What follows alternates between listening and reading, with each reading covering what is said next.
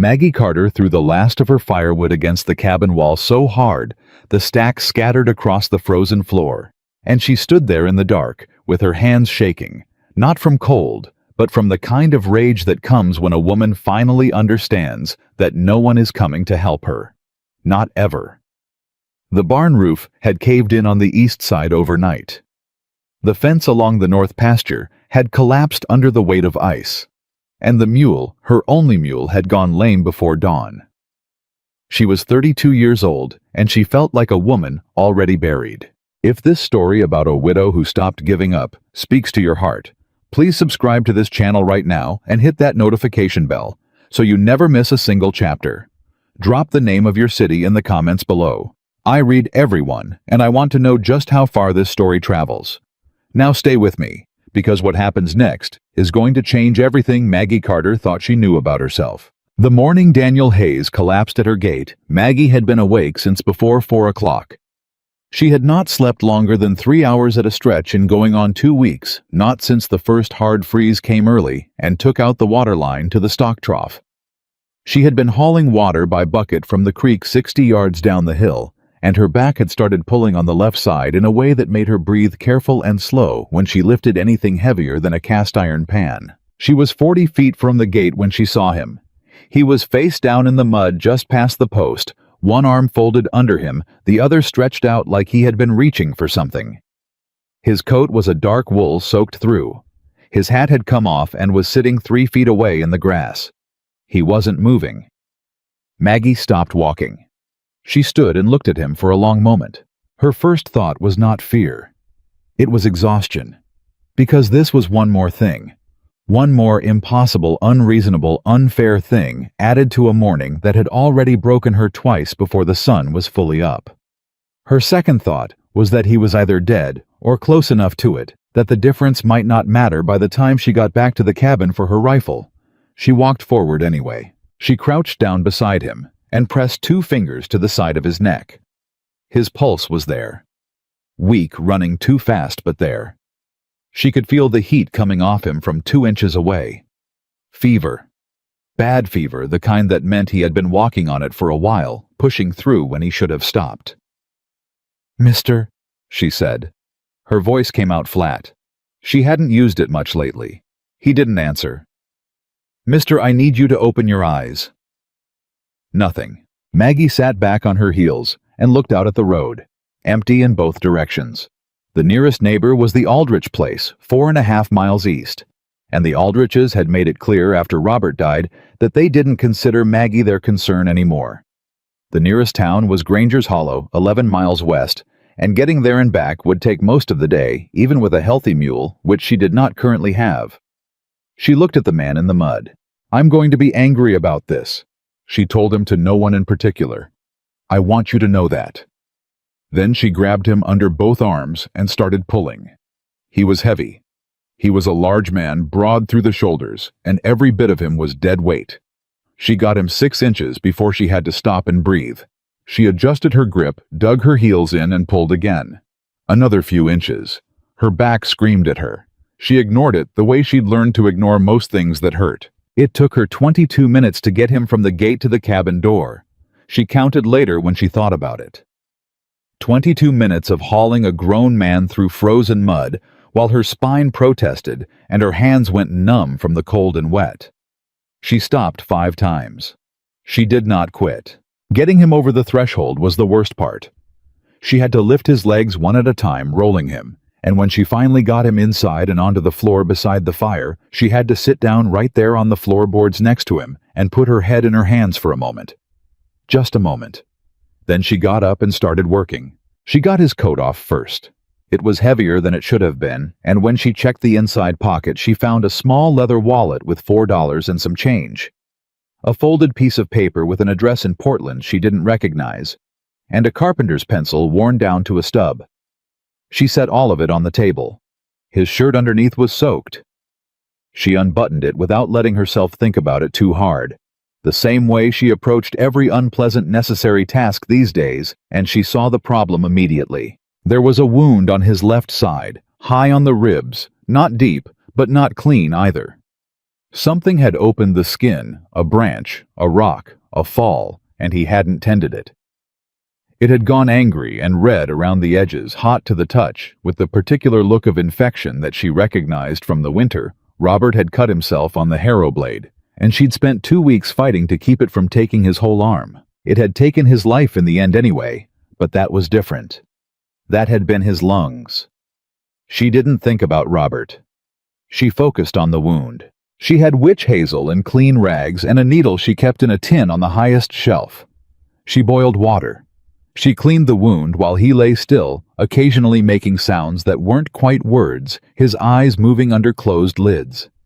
She stitched it closed with 6 small, careful stitches, the kind her mother had taught her when she was 11 years old, and her mother had called it women's work and meant that to be a compliment. She wrapped his ribs with clean linen, and then she covered him with the quilt from her bed, her only good quilt, the wedding ring pattern her aunt had made, and she sat back and looked at him in the firelight. He was probably 35, maybe a year or two either side, dark hair darker with sweat going a little silver at the temples.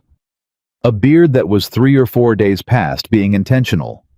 His hands, even relaxed, had the look of hands that worked, calloused across the palm, scarred at the knuckles, the kind of hands that knew what tools felt like. "Who are you?" she said to him quietly. He didn't answer. His breathing was shallow and fast. She fed the fire and went to heat broth. He slept for 2 days. She woke him twice each day to get water into him, a few spoonfuls at a time, and once she managed to get half a cup of weak broth down before he went under again. His fever climbed the first night until she was genuinely concerned, and she sat beside him through most of it with a cool wet cloth, and her hands folded in her lap, watching him breathe, thinking thoughts she didn't allow herself to put into words. He was a stranger. She didn't know his name yet. He might be a bad man, a criminal, a liar, someone who had gotten that wound in a fight, or worse. She had no earthly idea. She had no earthly idea, and she had put her best quilt on him, and was using the last of her dried beef for broth, and she sat there in the dark of her broken-down cabin on her broken-down homestead, and she could not entirely explain to herself why, except that she remembered what it felt like to be in trouble and alone. She remembered that well enough. The barn work waited. The fence stayed broken. She carried water for the mule herself, hauling 2 buckets twice a day, and the mule suffered her attentions with the resigned dignity of an animal who understood that this was the best available option. She fed the chickens. She kept the fire. She checked the man's stitches morning and night and changed the linen when it needed it. On the afternoon of the 2nd day, his fever broke. She knew it the moment she stepped inside from the afternoon chores. The quality of his breathing had changed. She could hear it from across the room. She came and crouched beside him and pressed the back of her hand to his forehead and felt the difference, still warm but no longer burning. "There you are," she said without meaning to. His eyes opened. They were gray. Not of the pale washed-out gray of ice or winter sky. A darker gray like river water on an overcast day. They moved, focused, found her face, and stayed there. He looked at her for a long moment without speaking. "You're in my cabin," she said, "because someone had to start. You collapsed at my gate 2 days ago. You had a wound in your side that had gone to infection. I cleaned it and stitched it. You've had a fever." His lips moved. She waited. "Thank you," he said. His voice was rough, dragged up from somewhere. "Don't thank me yet," she said. "You're not out of the woods." The corner of his mouth moved. It wasn't quite a smile. "No," he said. "Reckon I'm not." She got him water. Got him sitting up, which took a minute and cost him some color, but he managed it without complaint. She noted that. Men who complained about pain while someone else was working to help them had always struck her as a particular kind of exhausting. He drank the water slowly, the whole cup, and then he held the empty cup in both hands and looked around the cabin with the careful attention of a man taking inventory. She watched him look. She saw his eyes move across the cracks in the wall where she'd stuffed rags against the cold. She saw him look at the roof beam that had developed a bow over the winter that she watched every morning with low-grade anxiety. She saw him look at the door, which no longer hung quite true in its frame, and needed to be lifted slightly to close properly. He saw all of it. She could tell. And he didn't look away the way people usually did when they were trying to be polite about someone else's poverty. He looked at it the way a man looked at something he was thinking about how to fix. "You did this yourself," he said. "The stitching." "Yes." "You do it well." "My mother taught me." He nodded slowly. "My name is Daniel Hayes. I'm a carpenter by trade. I was coming down from the mountain camps. I've been working a logging operation up near the ridge for the better part of 6 months. I was heading for Granger's Hollow." He paused. "I'm sorry to have been a burden on you, ma'am." "Maggie Carter," she said. "And you weren't much of a choice." He looked at her then. Not up and down, not the way men sometimes looked at her, assessing, categorizing. He looked at her face. "You dragged me in yourself." "You weren't going to drag yourself." "How far?" "From the gate." He was quiet for a moment. Then he said, "That's 40 feet, give or take." "Give or take." "And I'm not a small man." "No," she agreed. "You are not." Something moved across his expression. She couldn't entirely name it. "Maggie Carter," he said, like he was learning the shape of it. "Mrs. Carter. Widow Carter, if you want to be precise about it." "I'm sorry. It's been 3 years." She said it the way she said most things about Robert now, which was without much weight on it. The weight had been there once. She'd gotten tired of carrying it. "How are you feeling?" "Like I've been dragged 40 feet, he said. She almost smiled. She didn't quite. But it was closer than she'd come in a while. He slept again that evening properly. This time the deep, quiet sleep of a man whose body was actually resting instead of fighting. She ate her supper at the table and listened to the wind come up outside and thought about the fence. The north fence had to be dealt with.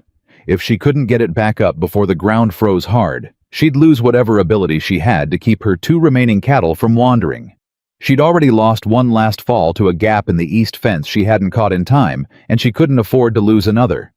She'd been putting off the north fence because the posts needed resetting, and resetting posts was 2-person work when the ground was this hard, and she had 1 person. She had 1 person. She washed her bowl and set it to dry and went to bed on her side of the cabin, which was the smaller side with the trundle that she'd pulled out from under the main bed and set up for herself after she moved him onto the real mattress. It wasn't comfortable. She'd slept in worse. In the morning, he was sitting up on his own when she woke, and he had the window open a crack, despite the cold, and he was looking out at the homestead with that same quiet inventory look. "You'll get a chill," she said. "Wind's coming from the south today," he said. "Temperature's going to come up a few degrees. Not much, but some." He closed the window and turned to look at her. "That barn." "What about it?" "East side of the roof. When did that come down?" She put the kettle on. "Before the last freeze.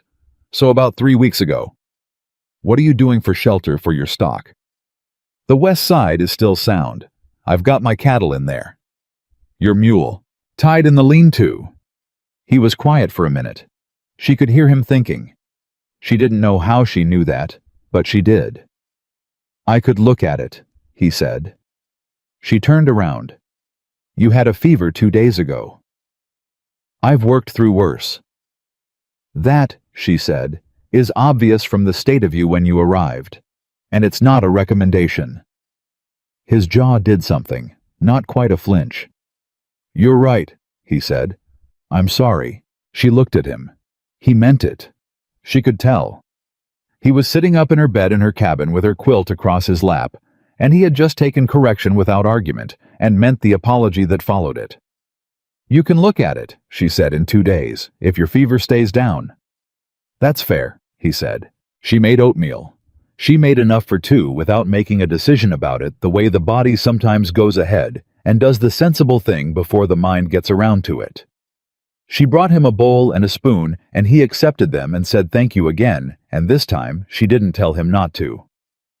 They ate in silence for a while. "You've been running this place alone," he said. "Not a question. For 3 years. Before that, your husband, was he handy?" Maggie considered the question. Robert Carter had been a good man, kind-hearted, decent to his neighbors, bad with money, and not much better with tools. She had learned most of what she knew about keeping a homestead running by watching what went wrong and figuring it out from there. "He did what he could," she said, "because it was true enough, and it was the dead, and you didn't need to be precise about the dead." Daniel nodded. He was looking at the bowed roof beam again. She could see him calculating. "Stop appraising my cabin," she said. "I'm not appraising. I'm planning." "You're not planning anything. You're a sick man who needs to rest." "I'm a restless man," he said, "who happens to also be recovering. There's a difference." He looked at her. "That beam needs to be supported before the snow load gets heavier. If it goes, it'll take the center of the roof with it." "I know that. Do you have any timber? Anything I could work with?" "Daniel Hayes," she said. He stopped. 2 days, she said. "You agreed." He looked at her for a moment. Then he said, "You're a stubborn woman, Maggie Carter." "Yes," she said. "That's why I'm still here." Something in his face shifted. She had said it meaning it practically. She was still on this land, still keeping it, still surviving. But she saw the way he heard it, and she saw that he heard more than that in it. Some other weight she hadn't intended, but that was maybe there anyway underneath. She looked away first. She washed the bowls. He sat with his hands around his mug of coffee, and he didn't say anything else about the beam, but she caught him looking up at it twice more before she left to do the morning chores. Those 2 days were strange ones. She had forgotten what it was to have another person in the cabin. Not forgotten exactly. She remembered Robert, remembered the shape of having someone else underfoot, the way you moved around each other in a small space, the rhythms that built up between two people living close. But she had gotten so thoroughly into the rhythms of aloneness that having someone present felt like wearing a coat she'd put away for a season. Not wrong, just requiring adjustment. Daniel slept when he needed to and sat up when he could, and when he sat up he was quiet in a way that didn't demand anything from her. He read from a small book he'd had in his coat pocket. She hadn't noticed it when she cleared his things. It must have been in an inner pocket, and when she came in from chores, he didn't ask where she'd been or what she'd done. He just looked up, registered that she was back, and went back to his book. She appreciated that more than she could have explained. He asked her questions, sometimes easy ones, practical ones. Where did she source her lumber when she needed it? How deep was the well? Whether the creek ran year-round or went low in August. She answered them. She asked him questions back when they came to her. Where had he been before the logging camp? How long had he been doing carpentry? He had learned it from his father, he said, and his father had learned it from his. And the Hayes men had always worked with their hands, built things up out of raw material, made something from what was available. That's something, she said. My father used to say, a man who can build a house can always find a place to live, Daniel said. Practical philosophy. He was a practical man. Is he? 4 years ago, he said. Quiet, no drama in it. The same way she said Robert had been 3 years. She understood that. The arithmetic of grief. The way you started measuring everything by the distance from that one fixed point. On the morning of the 3rd day, he came outside when she was halfway through feeding the chickens, and she turned around and nearly threw the feed scoop at him from reflex before she registered who it was. You about gave me a stop, she said. Sorry. He didn't look sorry. He was looking at the north fence. She followed his gaze. The collapsed section ran about 30 feet, the posts listing at angles, the rails down in the mud. She'd been tying the cattle at night on the good side. That's the first thing, he said. Daniel, my fever's been down for 2 days. My stitches are holding. I can feel that. He looked at her. I owe you more than I can repay, Maggie Carter, and I'm not a man who's comfortable carrying debt. He paused. Let me work. She looked at him. She looked at the fence. She looked back at him. You do exactly what I say the second you look like you're flagging, she said. Yes, ma'am. And you eat breakfast first. Yes, ma'am. She went inside and made eggs. He came in and ate them at her table, sitting across from her with his forearms on the wood, and she noticed for the first time in the daylight how he held himself, not stiff, not puffed up, just straightforward, and settled like a man who knew what he was and had made peace with it. They didn't talk much over the eggs. Comfortable quiet, she thought, without meaning to. And then wondered when she had started thinking of anything about this situation as comfortable. He looked at the fence for an hour before he touched it. She watched him from the corner of her eye while she worked nearby, not wanting him to catch her watching, and she saw how he walked the line of it, crouching here and there, testing the posts that hadn't gone all the way down, examining where the wood had rotted versus where it had just been pushed loose by the frost heaving. He made no sound while he did it. He wasn't talking to himself, wasn't muttering. He was just looking the way a man looked when he was building something in his head that he was about to build with his hands. He came to find her when he was done. 3 of those posts are sound enough to reset. The other 4 need to be replaced. Do you have timber I can work with, or will we need to go to the mill? There's wood in the back of the lean-to. Some of it's been there since Robert bought this place. He went and looked at it. Came back. It'll do. I'll need your axe if it's sharp. I'll sharpen it, she said. He stopped. I know you can. I'll do it. You plan the posts. He looked at her a moment. All right, he said, not diminished by it, not bothered, just agreeable. She sharpened the axe on the whetstone while he laid out the lumber he'd sorted from the lean-to, and she was aware of him working nearby with the comfortable awareness of someone whose presence had stopped being alarming and started being simply real. That thought scared her a little. She sharpened the axe until it was right and brought it to him and went back to her own work and tried not to think about it. By the end of the day, he had 3 posts reset and 2 new ones cut and shaped, ready to go in the morning. He moved steadily, not fast, but without waste. She had seen men work before, had watched Robert and the neighbors, and the hands who came through looking for seasonal work, and she recognized the difference between a man who worked and a man who knew how to work. Daniel Hayes knew how to work. Every motion had a purpose. He didn't redo things.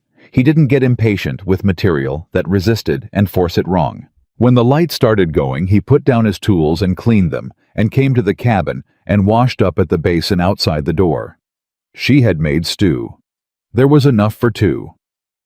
He came inside, and she put a bowl on the table, and he sat down and said thank you, with the simple directness of a man who didn't make courtesy complicated. It's not much, she said. It's hot and it's good, he said. That's everything it needs to be. She sat across from him, and they ate, and the wind picked up outside, and the fire settled, and she listened to the sound of the cabin holding around them, and thought the last time this room had another person in it, I was counting days. Now she wasn't counting anything. She was just here. You're going to Granger's Hollow, she said. When you're well enough? That was my plan, he said. Is there someone waiting for you there? He looked up. No. There's a man there I was going to see about work. A builder I know who needed a second pair of hands on a contract. He paused. But there's no one waiting. She nodded. She looked at her stew. The barn roof will take at least 4 days of solid work, she said. Maybe 5. He was quiet for a moment. Yes, he said, it will. And the beam inside needs attention before that. Before anything else, he said. Yes. She looked up. He was watching her with those gray river water eyes, and she could not tell what he was thinking. But she could tell he was being very careful not to rush whatever this was, not to push at it, to let it be what it was going to be in its own time. The Granger's Hollow work, she said. Would it keep a week or 2? He said. Probably. She picked up her spoon. Well, she said, eat your stew.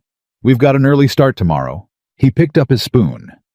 The corner of his mouth moved the way it had before the almost smile, and he looked down at his bowl, and she looked down at hers, and outside the wind went on working at the corners of the cabin, and the fire held, and the night came on. She had fed a stranger from her last pot of broth and pulled him through her door because there was no one else to do it, and he had woken up clear-eyed and quiet and had looked at everything that was broken on this land, the fence, the barn, the beam, the door that didn't hang right, and he had not looked away. He had looked at it the way you looked at a problem you intended to solve. She did not know yet what that meant. She was a careful woman, hardened by necessity, and she did not let herself reach for conclusions before the evidence was in. But lying on her trundle that night, listening to his steady breathing across the cabin, she allowed herself something she had not allowed in a very long time. She let herself wonder what the place might look like come spring, if someone with capable hands and no inclination to leave was around to help work it back toward what it could have been. Just wondering. Nothing more than that. But it was the first time in 3 years that she had looked at the future and not immediately looked away. He had the beam shored up before she finished her morning chores. She came back inside to find him standing on her table, her good oak table that Robert had hauled in pieces from Portland and assembled in this room 16 years ago with a length of timber wedged between his shoulder and the bowing beam. His boots planted wide, his face set with the particular calm of a man who had done dangerous things enough times that his hands stopped shaking during them. "Get down from my table," she said. "In a minute." "Daniel, the wedge isn't seated yet." He shifted his weight, pressed up with his shoulder, and she heard the timber click into place against the beam with a sound like a door closing. He held it there, checked it again, and then he reached up with both hands and tested the fit, pressing at the connection points with his thumbs. "There," he said. He stepped down from the table without ceremony and looked up at his work. "That'll hold through the winter. Come spring, you'll want to replace the beam entirely, but this gets you through." Maggie looked up at the beam. It was still bowed, but it was no longer alone with the weight of it. "You could have waited until I was here," she said. "It needed doing. You could have fallen."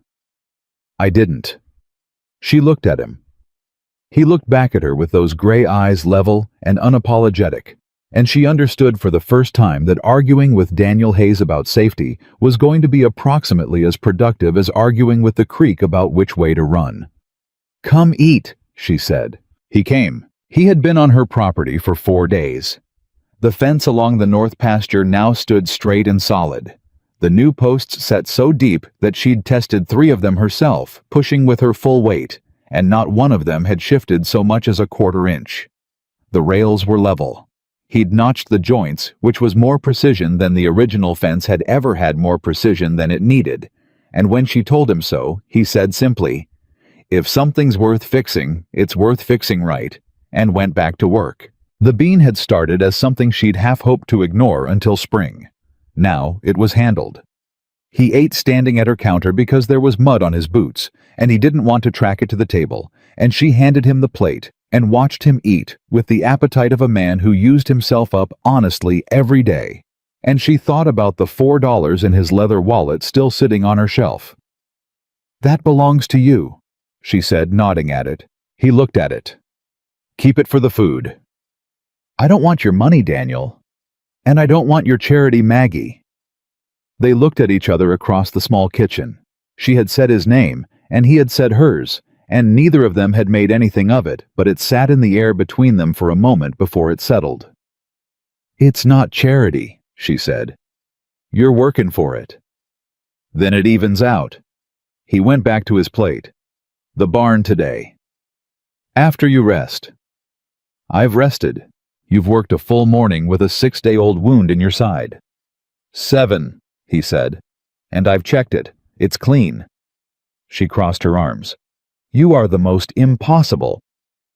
"I can stop and sit if you'd rather," he said, "but then I'd have to sit here in your cabin and look at everything else that needs attention, and I'm not sure either of us will find that restful." The corner of his mouth moved. "The barn, Maggie." She uncrossed her arms because she was losing, and she knew it, and she'd rather lose in motion than lose standing still. "An hour," she said. "We assess, then we decide." "Fair enough," he said.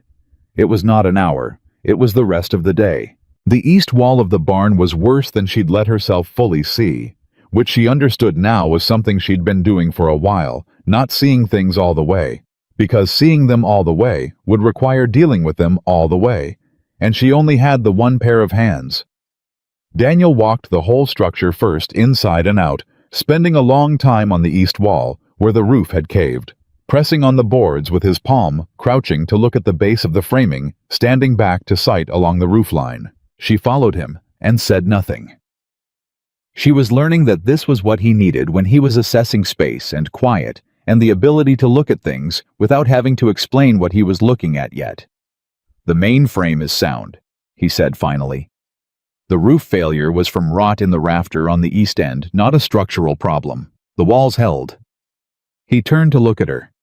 "This is good news." It didn't feel like good news at the time. It almost never does. He looked back at the wall. "I'll need to build new rafters for the east section, maybe 6 of them, and resheath the roof over them. The wood in your lean-to won't be enough. We'll need to get to the mill." There it was. She'd known it was coming, and she'd been not thinking about it anyway. The mill was in Granger's Hollow, 11 miles. She had a lame mule. She had $4 that weren't hers, and $11 and some cents that were, and that $11 was carrying a lot of weight she couldn't afford to redistribute. "How much?" she said. He looked at her. He'd seen her doing the arithmetic in her face. "I'll cover the lumber." "You absolutely will not." "Call it a loan then.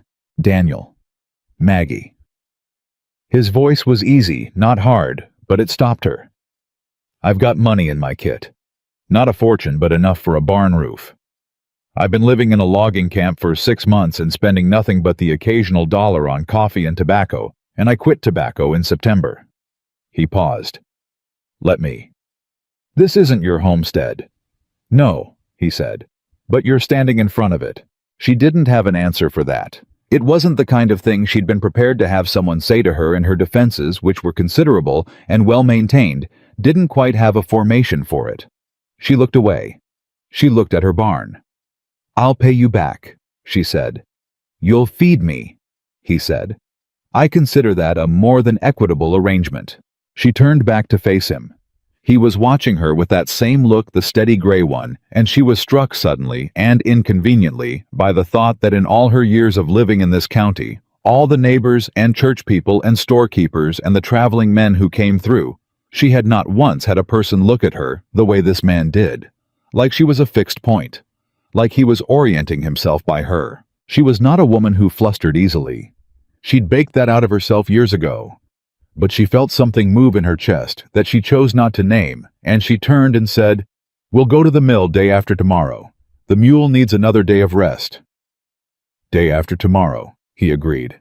They worked until the light went that evening, clearing the fallen debris from the cave-in, stacking the salvageable material separately from what would have to go. He didn't talk much while they worked, but when he did talk, it was useful. A question about the property line, about where she'd been sourcing hay, about the creek, and whether it had ever flooded the lower pasture. She answered him, and she asked her own questions, and the conversation moved the way useful conversations did, back and forth without performance, 2 people learning the practical shape of a situation. What she didn't expect was the moment that broke it open. She was pulling a section of collapsed rafter off the pile, and it was heavier than she'd judged, and she felt her back seize that left side pull that had been waiting all week, the one she'd been managing, and it went from manageable to something else in a single motion. And she made a sound, just one sound, short and involuntary, and sat down hard on the barn floor. Daniel was at her side before she'd processed that she was on the ground. "Where?" he said. "Left side, lower back. It's been—" She stopped and breathed. "It's been building for a while." "How long?" 3 weeks, maybe." She could feel him going still beside her, not angry, something more controlled than anger. "3 weeks," he said. "I've been managing it. Hauling water twice a day." The mule needed Maggie. He said her name the way her father used to say it, not a reprimand, just the plain sound of someone requiring her attention. "Look at me." She looked at him. His face was close. Concern, direct, no softness being used to hide the directness. "You've been running this place injured," he said. "Alone." "Yes," she said, because she was not going to apologize for it. He didn't ask her to. He nodded once, sat back on his heels, and then he said, Can you stand? Give me a minute. He gave her a minute. He stayed right there while she breathed and waited for the worst of it to let go, and he didn't try to help before she was ready, and he didn't look away, and he didn't fill the silence with anything that wasn't necessary. When she shifted to get up, he offered his hand without making a fuss of it, and she took it without making a fuss of it, and he got her on her feet and steadied her with a hand at her arm until she had her balance. "Thank you," she said. "You're done for today," he said. "The rafter will be exactly where it is in the morning." He let go of her arm. "Go inside. I'll finish the stacking." She wanted to argue. She measured the want against the state of her back and made a practical decision. "Supper in an hour," she said. "I'll be there," he said. She went inside. She stood at the window, and she did not look out of it, because she was not going to be the woman who stood at windows watching men. And then she went and sat at the table, and put both palms flat on the wood, and just breathed for a while. He had taken her hand. She had taken his. There had been nothing in it except the plain practical purpose of getting her off the floor. And it had been so long since someone had helped her off any floor, literal or otherwise, that the plain practical normalcy of it had hit her somewhere she hadn't expected. She got up and started supper. The day after next came on cold and clear, the kind of Oregon morning that looked like an apology for the previous week. She had the wagon hitch sorted, and Daniel had the mule whose back left leg had improved with the rest to a manageable limp, fitted out before full sunrise. He lifted the harness the way a man did when he'd done it 1,000 times efficient and sure, talking to the mule in a low voice that she found herself listening to more than she needed to. "Does he have a name?" Daniel asked. "The mule, Chester." "Chester." He patted the animal's neck. "All right, Chester, we're going to take this easy." Chester flicked an ear and looked unimpressed but cooperative. The road to Granger's Hollow was 11 miles of rutted track that followed the creek valley, and then climbed through a long stand of timber before dropping into the hollow proper. She knew every inch of it. She had driven it alone every time in the last 3 years, which had made her efficient and had not made her enjoy it. Daniel drove. She sat beside him on the bench and watched the familiar country go past, and felt the strangeness of not being alone in it. "Tell me about Granger's Hollow," he said. "What do you want to know? What kind of town is it?" She thought about that. "Practical," she said. "People come and go. There's a mill, a feed store, the general goods a land office, a doctor who's also a dentist, and a church that's also a courthouse on alternating Saturdays. Most people mind their own business." "Most?" he said. "There's a woman named Edna Marsh who runs the dry goods and considers herself the authority on everyone else's affairs. But she's essentially harmless." "And you," he said. "How do people know you there?" She glanced at him. "Robert Carter's widow," she said. "The one who stayed on the land. They thought I'd sell and go back east. I didn't." "Why did they think that?" "Because that's what women do," she said flatly. "According to the general understanding." He was quiet for a moment. Then, "But you didn't." "No." "Why not?" She looked at the road ahead. "Because it was mine," she said. "Robert and I built it. It was hard and it was ours, and when he died I wasn't going to let hard be the thing that took it from me too." She heard him exhale. Not a sigh. Something more considered. "That's not a small thing," he said. "It was the only thing I knew how to do." She paused. "Are you going to tell me it was brave?" "No," he said. "I was going to say it sounds like the only reasonable option for someone like you." "Someone like me," she repeated. "Stubborn," he said. "Practical. Not willing to let a situation have the last word." She looked at him. He was watching the road, his hands easy on the reins, and there was a slight tilt to his mouth that she'd started recognizing as his version of a full smile. She looked away. "You make it sound like a character assessment," she said. "It is," he said simply. They made the hollow in good time. Chester held up better than she'd feared, and the morning cold kept the road firm enough that the ruts weren't the ordeal they could be in a thaw. The mill was at the east end of town, run by a man named Garrett, who had known Robert and who greeted Maggie with the careful warmth people reserved for widows they didn't quite know how to place anymore. He looked at Daniel without looking like he was looking at Daniel, which she understood and ignored. Daniel gave Garrett the lumber specifications with the precision of a man ordering by blueprint lengths, widths, quantities, the specific cut of the rafter stock. And Garrett stopped trying to make small talk and started writing it down. By the time they were done, the number was more than she'd feared and less than she'd dreaded, and Daniel paid without discussion, and she stood beside him and kept her face even and thanked Garrett for his time. They loaded the wagon. Garrett sent one of his mill hands to help a boy of maybe 16 who spent the whole process trying to determine through questions that weren't quite questions what Daniel Hayes was doing on the Carter homestead. Daniel answered each one with complete truthfulness and absolute minimum information, and the boy eventually gave up, mystified. When they were loaded and moving out of the mill yard, she said, "You're good at that." "At what?" "Answering questions without answering them." He looked sideways at her. "I find that people who ask questions they haven't the right to ask usually get exactly as much as they've earned."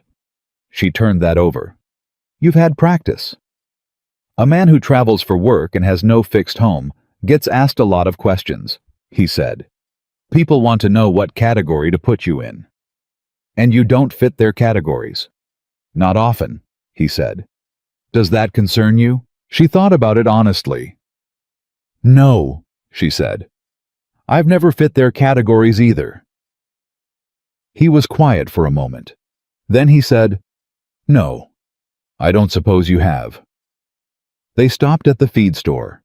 They stopped at the general goods, where she restocked what she most needed, and where Edna Marsh positioned herself at the end of the counter with the air of a woman who had prepared remarks. She looked at Maggie. She looked at Daniel. She looked at Maggie again. "Mrs. Carter," she said, "I didn't know you were expecting company." "Good morning, Mrs. Marsh," Maggie said, and put her purchases on the counter. "I'll need those packed tight, please. We've got lumber on the wagon." "Of course. And your friend, is he staying long?" Daniel stepped up beside Maggie just slightly closer than the space required, just enough to be present in a way that wasn't aggressive, but was entirely intentional. And he tipped his hat to Edna Marsh and said, "Daniel Hayes, ma'am.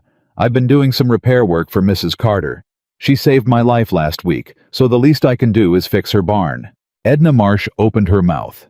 She closed it. The prepared remarks had not accounted for such a direct and reasonable statement of facts, and she was recalibrating.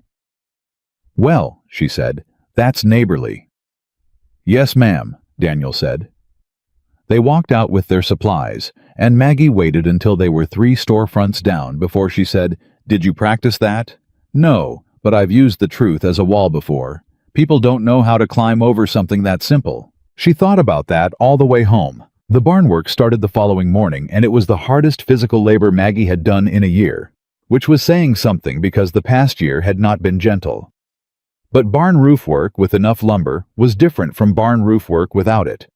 And having 2 sets of hands was a transformation she didn't quite have language for yet. She held things while he fixed them. She passed things up to him when he was in height and she was on the ground. She learned the rhythm of how he worked well enough that by the 3rd day she was anticipating what he'd need before he asked for it, and twice she saw him notice that, and something crossed his face that she didn't examine too closely. On the evening of the 3rd day of barn work, she was heating water for the washing up, and she heard him come in, and she heard him sit down in Robert's old chair by the fire. Robert's old chair that she'd never moved, never reupholstered, never quite been able to look at directly for 3 years. And she heard the sound of a man settling into it without knowing what it was, just finding it solid and good. And she stood very still at the stove for a moment. She turned around. He was leaning back in the chair with his eyes half closed, the firelight working across his face, and he looked like something that had always been there. She set the water down and sat in her own chair. "You look tired," she said. "Honest tired?" he said. "Not the bad kind." "What's the bad kind?" He opened his eyes. "Tired from not doing anything," he said. "Tired from standing still. I've had more of that kind than I care to recall." When? He thought about it. After my father died, he said. I had a place in Salem for about 2 years, a room I rented. I had work. Steady work, nothing wrong with it. I'd come home at the end of the day and eat and sit and think about the next day and do it again. He paused. I was so tired all the time, I couldn't account for it. But you were resting, she said. I was resting, he agreed. Resting doesn't fix that kind of tired. She understood that completely. She understood it in her marrow. What fixed it? She asked. He looked at her for a moment. I started traveling, he said. Started taking work where it needed doing, moving on when it was done. That helped some. He turned the empty mug he was holding in his hands, just turning it slowly. But it's not a full answer. Moving is better than standing still when standing still is killing you. But it's not the same as having somewhere to go. The fire settled. A log shifted. Somewhere or someone, she asked, and she hadn't entirely decided to say that out loud. But it was out, and she couldn't take it back, so she left it. He looked at her directly, not flinching from the question, not glossing over it. Both, he said quietly. If you're lucky. The silence after that was a different kind of silence. It had weight and it had warmth, and she didn't know what to do with either, so she stood up and said something practical about supper, and he said something practical back, and they got through the evening with their walls more or less in the positions she'd built them. But the walls had developed a crack. Not a large one, but a crack nonetheless. And she lay awake that night listening to the wind, and feeling it as plainly as she felt the draft through the gap in the north-facing wall. The barn roof was finished on the 6th day. He came and found her where she was mending harness outside the cabin, and he said, "It's done." And she put down the harness and went to look. She stood in the center of the barn and looked up. It was solid. It was more than solid, it was good. The kind of good that meant it would outlast her, probably if the rest of the structure held. The new rafters were straight and tight. The sheathing was even, and the east end that had been open sky for 3 weeks was now whole and weather-tight. She walked the length of it. She pressed on the walls the way she'd watched him press on them. Nothing moved. She stood there in her repaired barn on her homestead that she'd been white-knuckling alone for 3 years, and her throat closed unexpectedly, and she had to look up at the roof she'd just been admiring, because looking at something else gave her somewhere to put it. She heard him come in behind her and stop. "It's good work," she said when she had herself under control. "Yes," he said. "No false modesty." "The Granger's Hollow job," she said. "The man you were going to see. Perkins. He's building a feed warehouse on the south end of town." "Have you written him?" "Not yet." He paused. "I've been occupied." She turned around. He was standing in the middle of her barn with his arms at his sides, and he was watching her with an expression she had not yet seen from him. Not the inventory look, not the working look, not even the quiet evening fire look. Something more exposed than any of those. Like a man who had made a decision and was bracing to say it plainly. "Don't write him yet," she said. He was very still. "The cabin needs work," she said, keeping her voice even, keeping it practical, giving them both the protection of practical language. "The door frame needs to be rehung. There's a windowsill on the west side that's rotting through, and the root cellar stairs have been unstable since last spring." "Maggie," he said. "I'm not asking you to stay," she said quickly. "I'm giving you a list of what would need to be done, if someone were going to do it, which would take some time." "How much time?" 3 weeks, she said. "Maybe 4. She could hear her own heartbeat. She was standing in a barn she'd been terrified to stand in for 3 weeks because of what was falling apart in it, and it was whole now, and this man had made it whole, and she was about to. "I'll write Perkins," he said, "and tell him I've taken other work." She breathed. Just once, just carefully. "All right," she said. "But Maggie..." He took a step forward, not crowding, just narrowing the distance between them to something that required both of them to acknowledge it. "I need you to know something." She waited. "I'm not staying because I owe you," he said. I paid that back somewhere around the third fence post. I'm not staying because I feel sorry for your situation. You've made it abundantly clear you don't need that." He stopped. "Let her have that. I'm staying because I don't want to leave, and I think you should know the difference." The barn was quiet. Outside, Chester made some comment to the world in general that neither of them registered. "I know the difference," she said finally. Her voice was not entirely steady, and she decided not to care about that. "I've known the difference for several days." He held her gaze. "Then we understand each other," he said. "We understand each other," she said. He nodded once.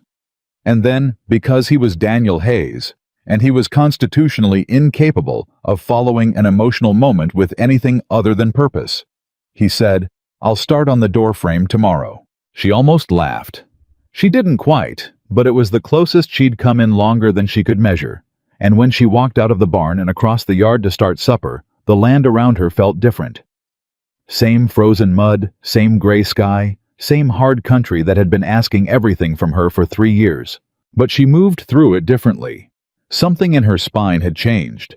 Not fixed, she wasn't foolish enough to call it fixed. But something that had been braced against the world had stopped bracing just a little, and the difference was larger than the amount of it should have made possible. She put the kettle on. She took 2 cups from the shelf. She didn't tell herself it was fine, and she didn't tell herself it was foolish. She let it be what it was, and she waited for the sound of his boots on the steps.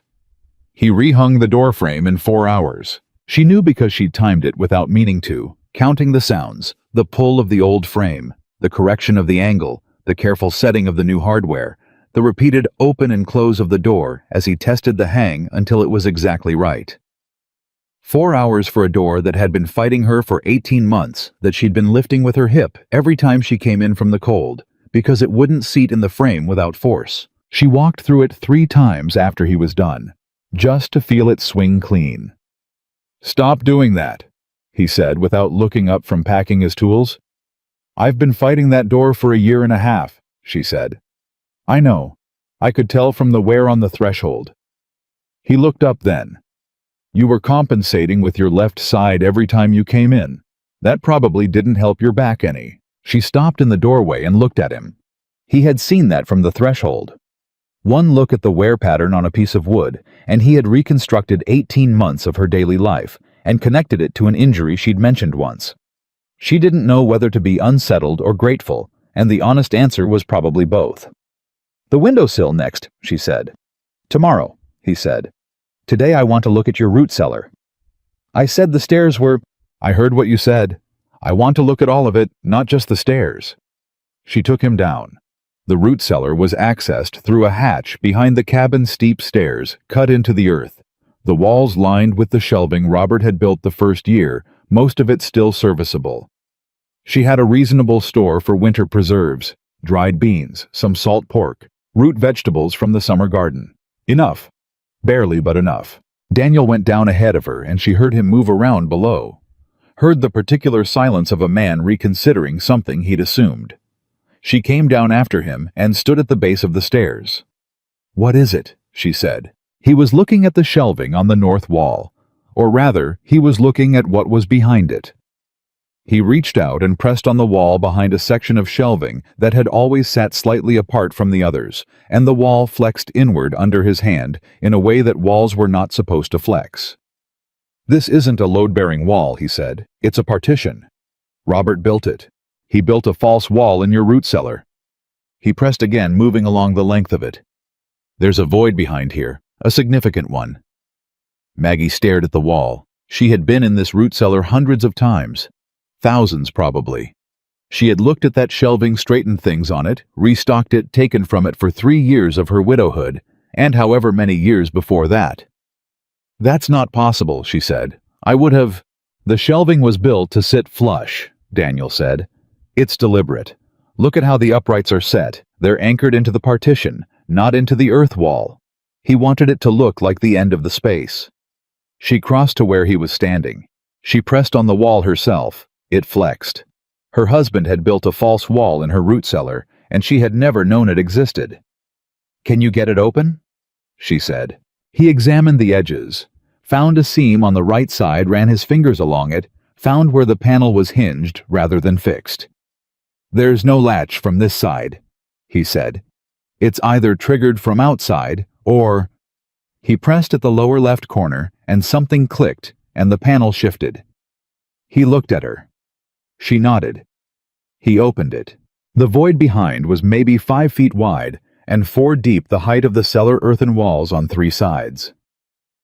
On the floor, sitting on a flat board to keep them off the damp earth, were a metal strongbox and a cloth sack and a folded piece of paper.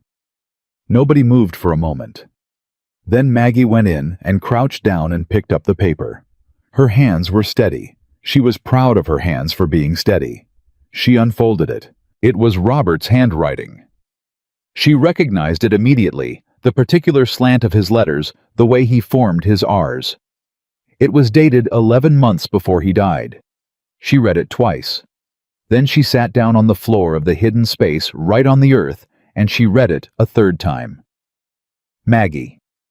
Daniel was crouching in the entrance to the void, not coming in, giving her the space. "What does it say?"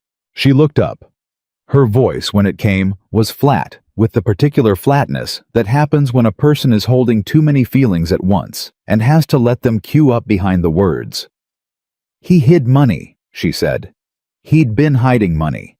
He didn't trust the bank. We lost nearly everything in a bank failure before we came to Oregon, so he kept cash here." She paused.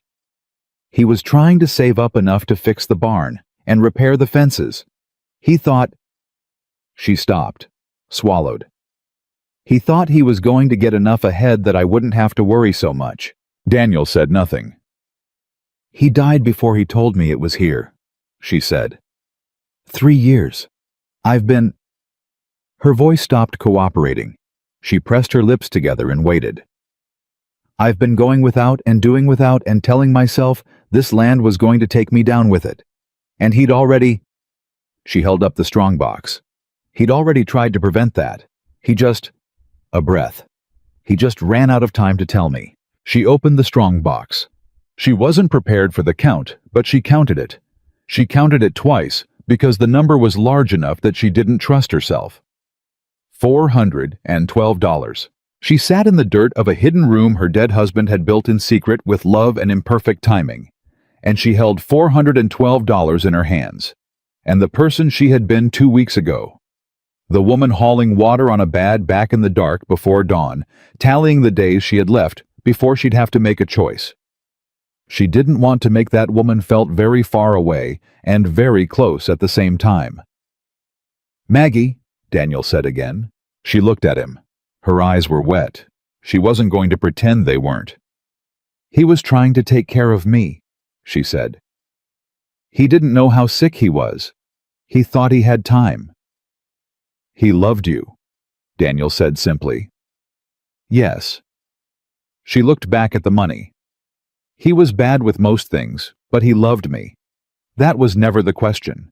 She sat with it for a minute. Daniel let her. He was good at letting people have their minutes. It was one of the things she'd come to understand about him, that he didn't fill silence with himself, didn't rush toward resolution. He waited for things to be ready. When she got up straight. She carried the strongbox out of the void and set it on the cellar stairs and looked at Daniel. "The windowsill can wait," she said. "We need to talk about what this changes." "It changes everything," he said. "And nothing. It's your land either way." "It means I can pay you back properly," she said. "For the lumber." "Maggie, don't argue with me about this one," she said. "You can argue with me about the rest, but not this. I'm paying for my own lumber." He looked at her for a moment. Then he said, "All right." She paid him back the next morning. He took the money without making it a thing, folded it and put it in his shirt pocket and said, "The windowsill." And they went and dealt with the windowsill. But something had shifted. Not between them, between her and the land. Like the discovery of the strongbox had changed the terms of the agreement she'd made with herself about what was possible here. She had been surviving, braced and enduring and surviving. $412, and a man who knew how to build things properly changed the math in ways she was still working out. She started making a list. Not a list of everything that was wrong. She'd been keeping that list in her head for years, had stopped looking at it directly, because it was too long and too discouraging. This was a different list. A list of what if she prioritized right in what order could actually be addressed. She was sitting at the table with the list when he came back inside from checking on Chester, and he looked at the paper in front of her, and he said, "What's that?" "Priority order," she said. He came and stood beside her and looked at it. She was aware of him standing close, aware of the warmth of him near her shoulder, and she kept her eyes on the paper because it was easier. He read the list without touching it, and she watched his eyes move down it. "You've left out the west pasture fence," he said. "I know. I can't afford to do everything." "The west pasture fence needs to come before the well casing repair," he said. "If your cattle get into the timber in a hard winter, you'll lose them."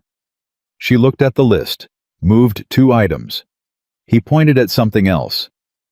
"And the cabin floor on the east side is that the soft spot near the wall. It's been soft for 2 winters. That's rot in the sill plate. It'll move to the framing if you leave it." She moved that up. They went back and forth like that for 10 minutes, her list and his knowledge building something between them that was more than a repair schedule, and less than a declaration, and exactly right for what they were in this moment. She made the notes. He didn't try to take the pen.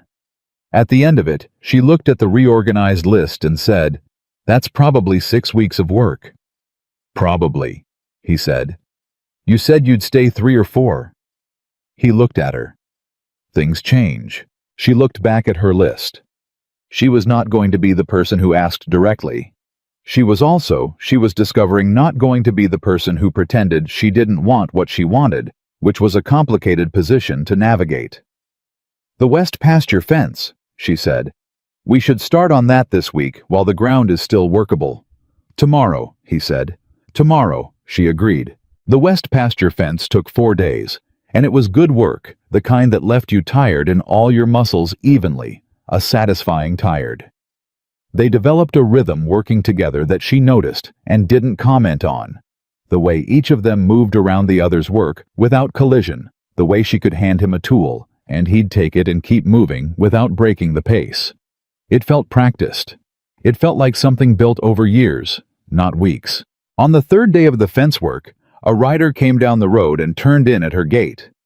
She recognized him before he was halfway up the track. Frank Aldrich.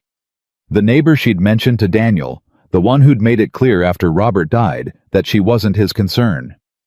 He was a tall man, thin in the way that read as mean rather than lean, with a habit of looking at things sideways, like he was calculating angles. He reined up outside the gate and looked at the fence, her new solid, correctly built fence, and then he looked at Daniel, who had stopped working and was standing with his hammer at his side, and then he looked at Maggie. "Mrs. Carter," he said. "Didn't know you had help." "Mr. Aldrich," she said. "What can I do for you?"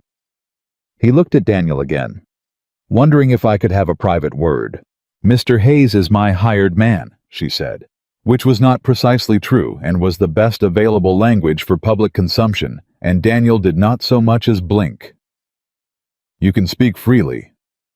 Aldrich's mouth tightened a small amount. "I've had an offer on your land," he said, "from a party in Portland. They asked me to feel out whether you'd be interested in selling." She felt something go cold in her chest. Not fear. Recognition. "Who's the party?" "A development concern. They're buying up parcels in this valley. Good money, Mrs. Carter. Better than this land is worth in its current." He stopped himself. "In its current what?" she said.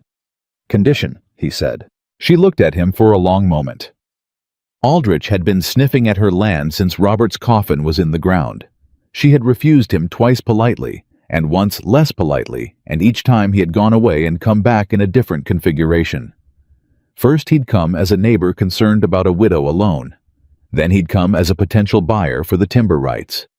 Now he came as a middleman with a development concern in Portland, which was new packaging for a very old offer. "I'm not selling," she said. "You haven't heard the number." I don't need to. She held his gaze.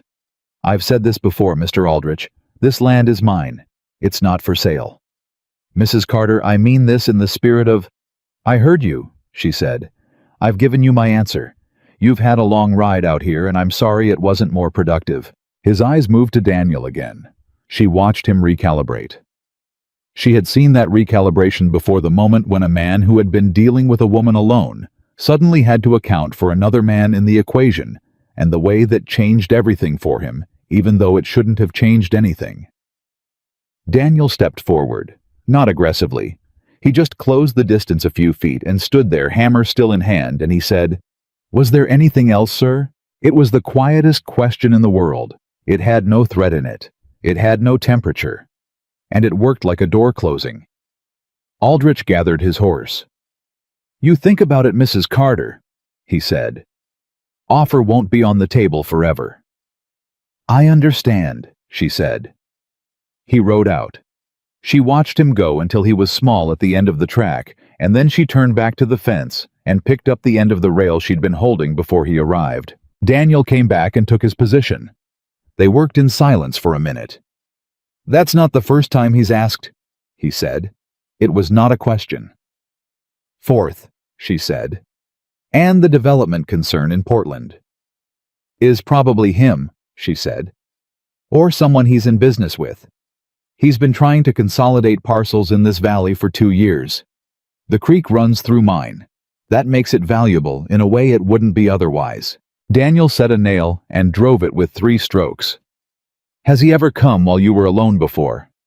"Every other time," she said. She heard what happened in his silence, heard him process what that meant, that this man had been coming to her door 4 times when she was a woman alone on an isolated homestead, pushing at her to sell something she'd told him plainly she wasn't selling.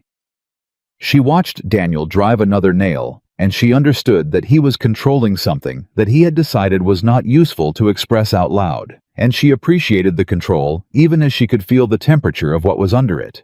"He won't stop," Daniel said. "I know." "What will you do?"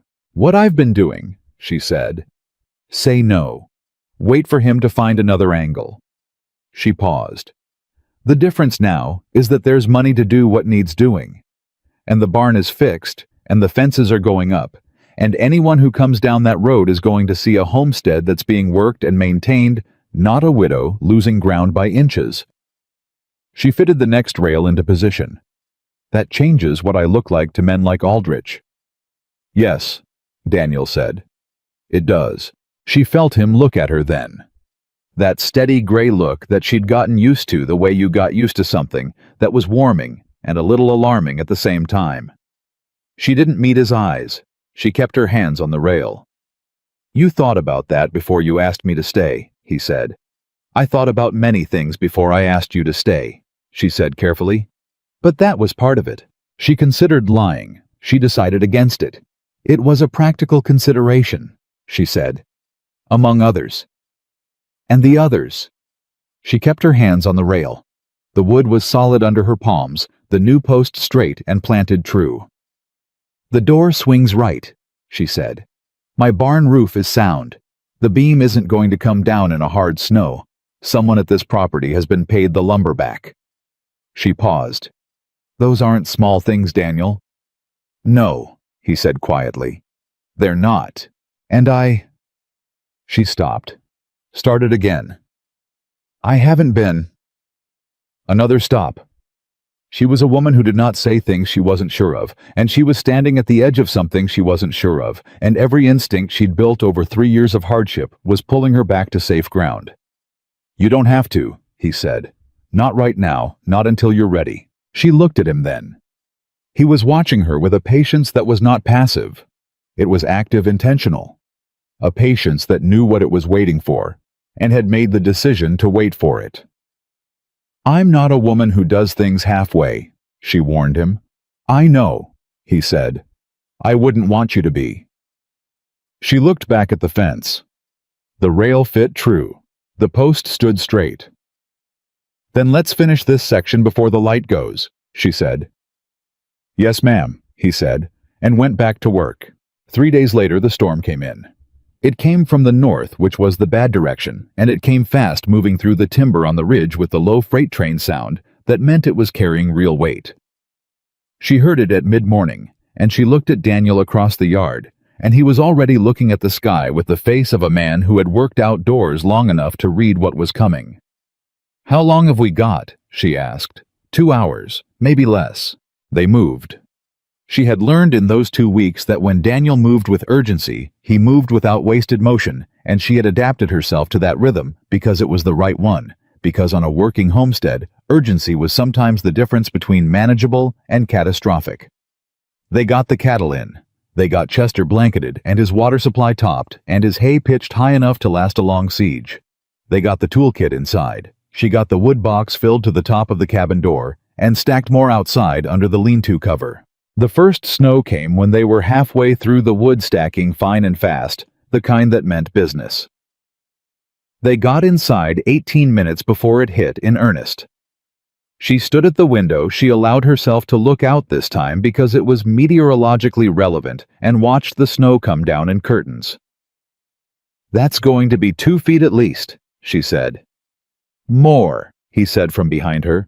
"Listen to that wind." She listened. He was right. The wind in the eaves had that particular pitch she'd learned to fear, the one that meant the snow wasn't going to land and sit, but was going to move and pack and drift. She stepped back from the window. "We won't be going anywhere tomorrow," she said. "No," he agreed. "We won't." She looked around this cabin. The fire was built high. The food stores were adequate. The lamps were full. The wood was stacked. She had done this before, been cabin-bound in a storm, and she had done it alone, and she had gotten through it. But she'd done it alone, which meant there had been no one to talk to, no one to think alongside, just the storm and the silence and the long dark and her own thoughts for company. "Coffee," she said. "Please," he said. She made coffee.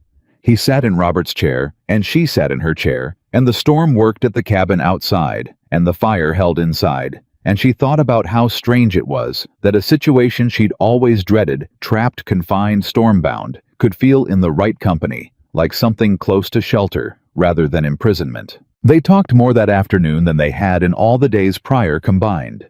Not dramatically, not the way people in stories talked during storms, with sudden devastating revelations and collapsed walls. They talked the way people talked when time slowed down and there was nowhere to be and nothing required of you except presence. He told her about the logging camp, about the men up there, their particular humor and their particular dignity, how men who worked a hard physical trade together developed loyalties that looked from outside like roughness. She told him about the early years with Robert, the first winter, when neither of them had known anything, when they'd made mistakes that should have killed the homestead, and somehow hadn't. She told him about the spring they'd had a litter of 6 piglets and named every one of them, and then had to have a serious marital conversation about the philosophical distinction between pets and livestock. He laughed at that. A real laugh fuller than the almost smiles she'd been seeing, and she felt the sound of it land somewhere in her chest, in a way she noted and set aside and kept returning to. "What were their names?" he asked. "Don't laugh." "I'm already laughing." "Sunday, Monday, Tuesday, Wednesday, Thursday, and Bob." He laughed harder. "Bob." Robert chose the first 5. "I chose the last one. I was making a point." He was laughing with his whole face now, and she was trying not to, and failing.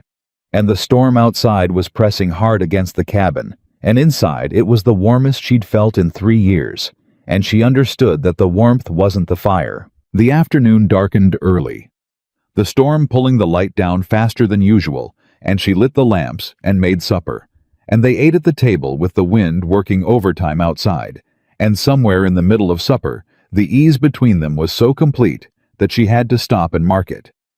Have to put a pin in the moment and say to herself, this is what you forgot was possible. Not being happy exactly because she had been happy before, and she knew happiness was a complicated country with shifting borders. But this This specific thing, a meal and a lamp and another person across the table who was entirely themselves and entirely comfortable with that, who asked nothing from her except to be entirely herself. In return, this was what she had stopped believing she would have again. She was still sitting with that when he put down his fork and looked at her. "I need to tell you something," he said. His voice had changed, gone quieter, more deliberate. She straightened in her chair. "About Granger's Hollow," he said. "About the job with Perkins." "All right," she said. "There wasn't a job with Perkins," he said. She looked at him. "What?" "I know Perkins. I worked with him 3 years ago in Salem. He's a decent builder, but he didn't contact me about a warehouse job. When I told you I was heading to Granger's Hollow to see a man about work." He stopped. "I was heading to Granger's Hollow because I'd heard there was a homestead widow in this area who'd been fielding offers on her land and refusing them, and that the Aldrich family had been trying to push her out, and I wanted to see the situation for myself." The fire crackled. The storm pressed. Maggie did not speak. "I know a man named Cooper in the land registry office in Salem," Daniel said. "He wrote me in September. He told me there was a development scheme operating in this valley, a group of investors in Portland who'd been buying parcels, and that there was a woman holding out. Your land. He said the pressure had been getting worse, and that someone with knowledge of property law and building records had told him there might be irregularities in how some of the surrounding parcels had been acquired." He paused. "He asked if I'd pass through and take a look." "You came here deliberately," she said. "I came to the valley deliberately," he said. "I collapsed at your gate because I was genuinely sick. The wound was real. The fever was real. None of that was staged." "But you were already looking for my homestead." "I was looking for it, yes. I didn't expect—" He stopped. "I didn't expect you." She looked at him for a long moment.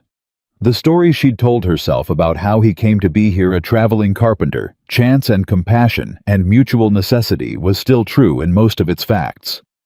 But the frame had changed. He hadn't been random. He had known of this land and its situation before his boots had ever touched her mud. "Why didn't you tell me?" she said. "Because I wasn't sure what I'd find," he said. "And because I didn't know you. And because—" He met her eyes directly. "Because by the time I woke up in your cabin and understood what kind of woman you were, telling you felt like a confession I hadn't yet earned the right to make. I needed you to trust me for real reasons first. You let me believe you were here by accident. Yes, that was a lie. A lie of omission," he said. "And yes, I know what that is." She pushed back from the table. Not dramatically, she was not a dramatic woman, but she needed the physical distance of standing up while she sorted through what she was feeling, which was multiple things in layers she hadn't finished inventorying. She went to the stove and poured herself more coffee she didn't need and stood with the cup in both hands. "Tell me about the irregularities," she said, "the ones Cooper mentioned." He recognized what she was doing, giving herself solid ground to stand on while she processed the rest. He didn't push at the personal. "The parcels north and east of yours," he said. 3 of them. Cooper's contact in the land office says the documentation on 2 of those transfers doesn't look right. The signatures are witnessed by the same man, a notary who's been struck off the registry in 2 other counties for questionable practice. She turned around. "Aldrich's parcels, or the concern he's working with. Someone in this valley has been acquiring land through means that aren't clean, Maggie, and your land is the last significant parcel they need to complete the creek access they want. That's why the offers have been escalating," she said. "Yes, and why they'll keep coming." He paused.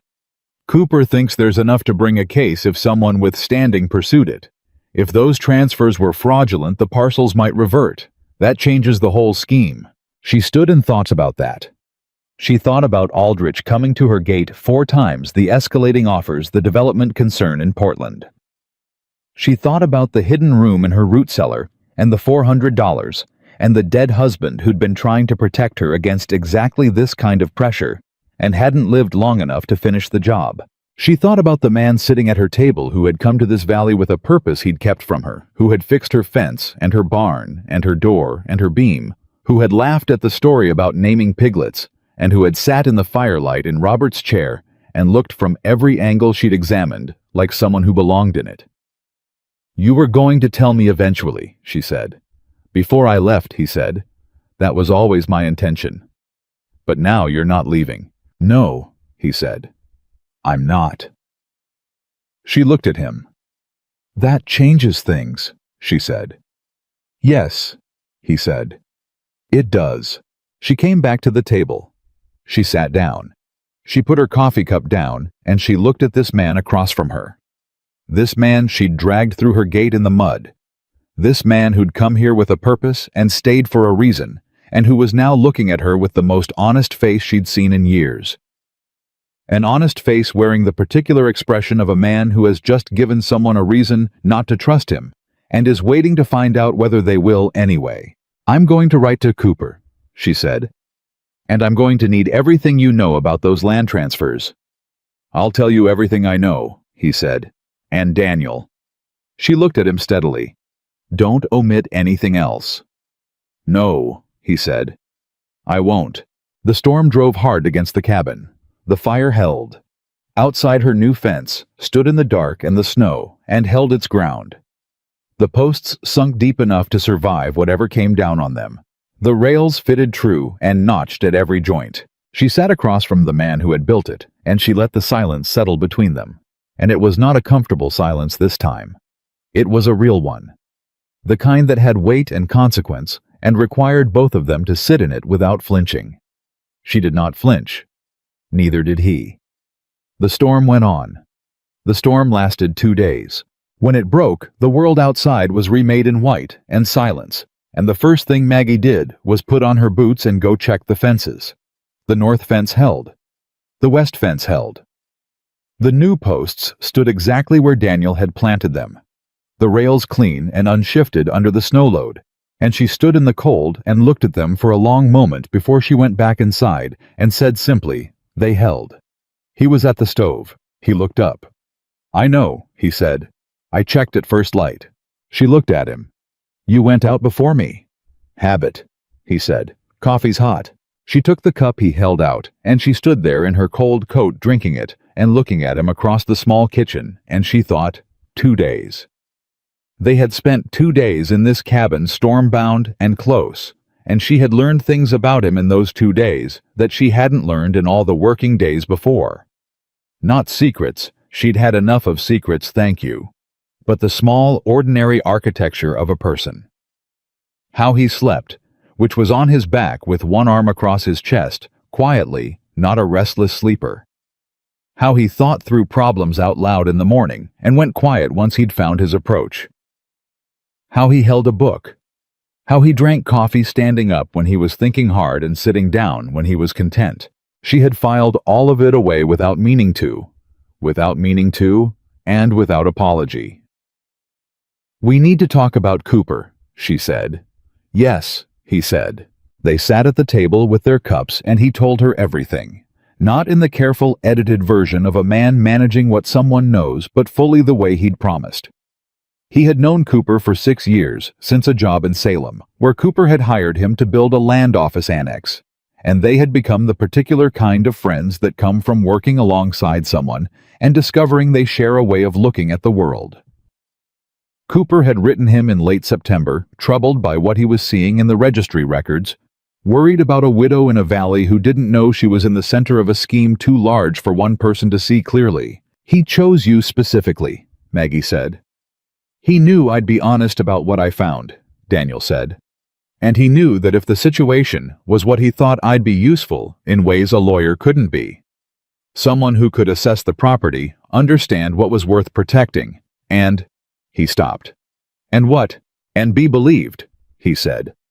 "A woman alone making accusations about land fraud in a county land office is easily dismissed. A woman with corroborating witnesses and documented evidence is a different matter entirely."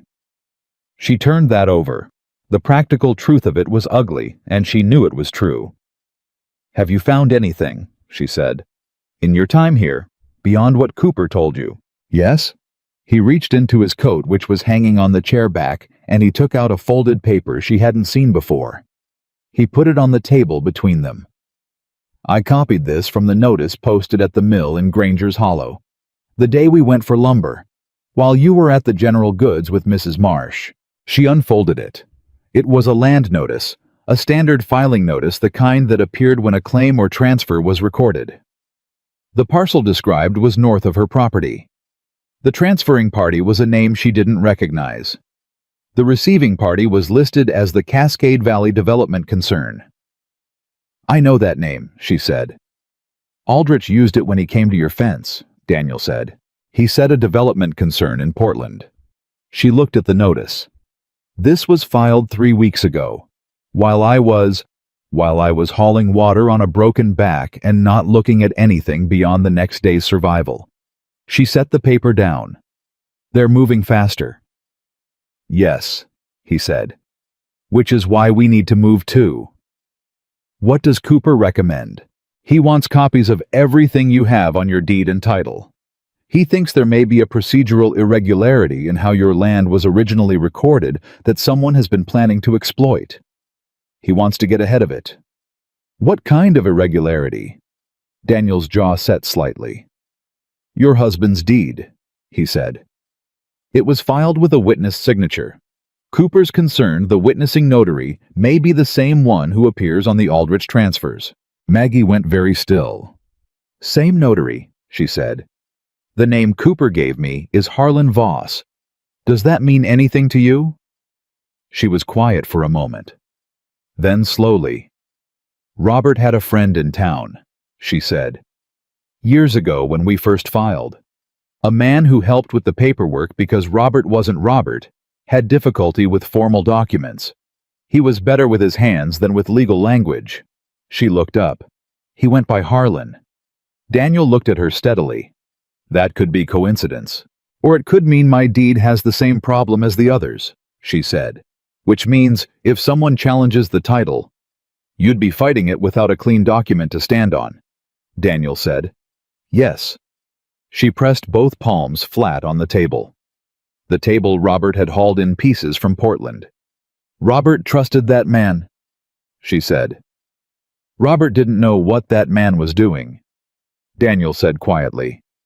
Or would do later. But it leaves me exposed. It might. That's what we need to find out.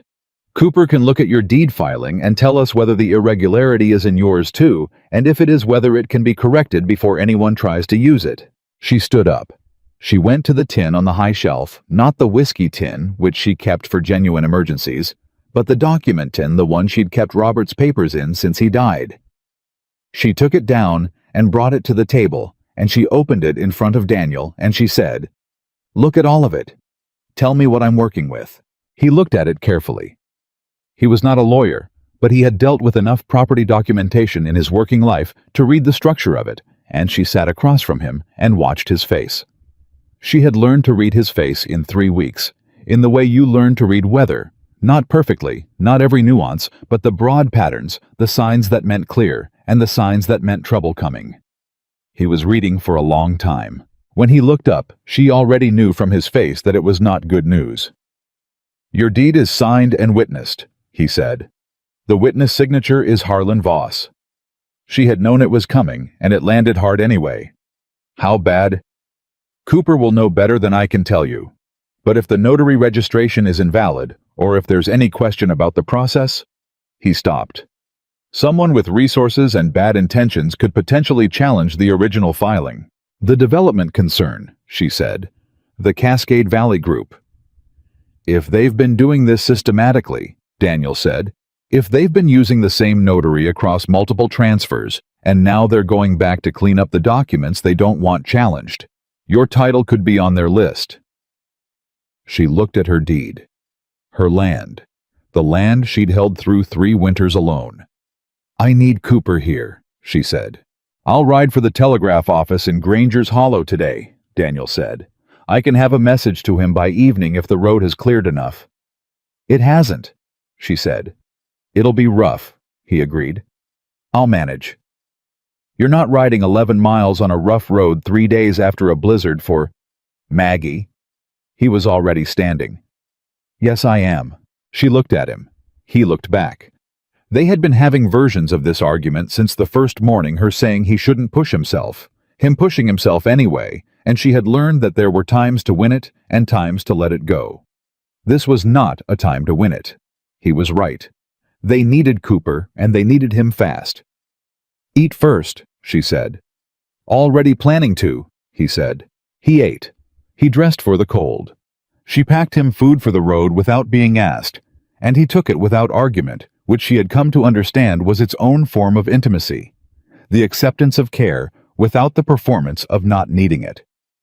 He saddled Chester, who was still favoring the left rear leg, but well enough for a careful ride, and she stood at the cabin door and watched him go down the track and turn onto the road and disappear into the white. She went inside. She sat at the table with her deed and her document tin, and she read every paper in it.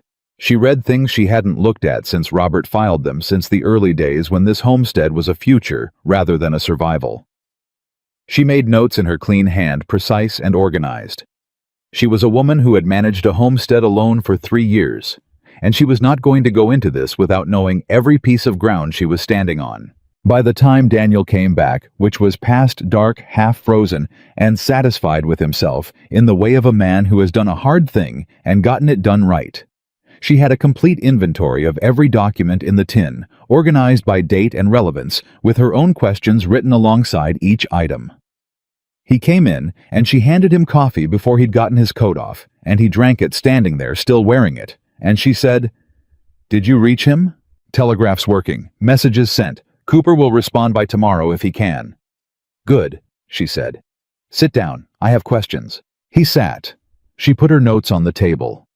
They worked for 2 hours, going through what she'd found, him answering what he could, and marking what needed Cooper. It was the most focused she'd been in years, this specific and necessary kind of focus. And she recognized partway through the second hour that she wasn't frightened. She had every reason to be frightened. Her title potentially compromised a development scheme with legal resources arrayed against a single homestead widow.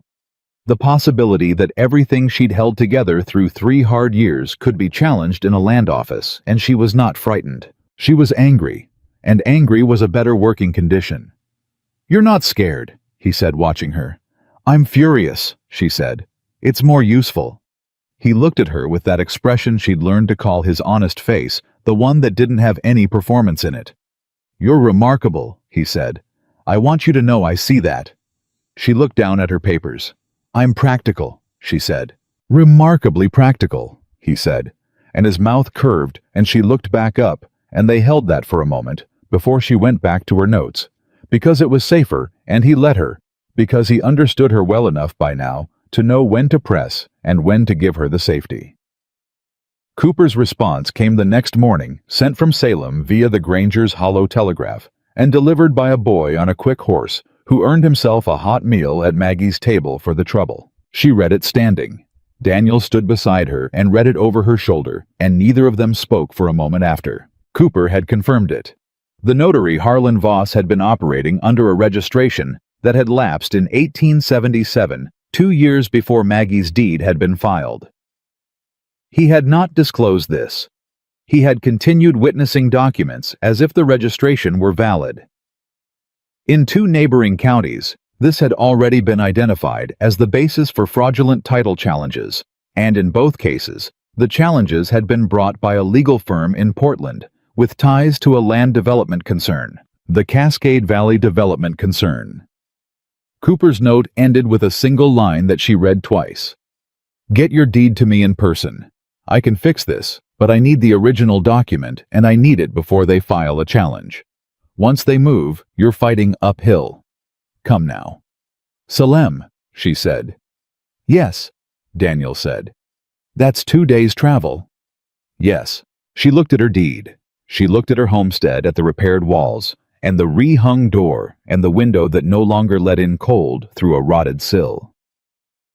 She thought about the barn roof standing solid, and the fence posts sunk deep in the frozen earth of her west pasture. She thought about Robert's $412, and his hidden room, and his love that had run out of time. "I'll need someone to see to the stock," she said. "Garrett's boy from the mill," Daniel said. "I'll ask him. He's reliable." "You've met Garrett's boy twice." "I've met him enough," he said. "He's 15 and he needs the work, and he's got good hands. I can tell." She looked at him.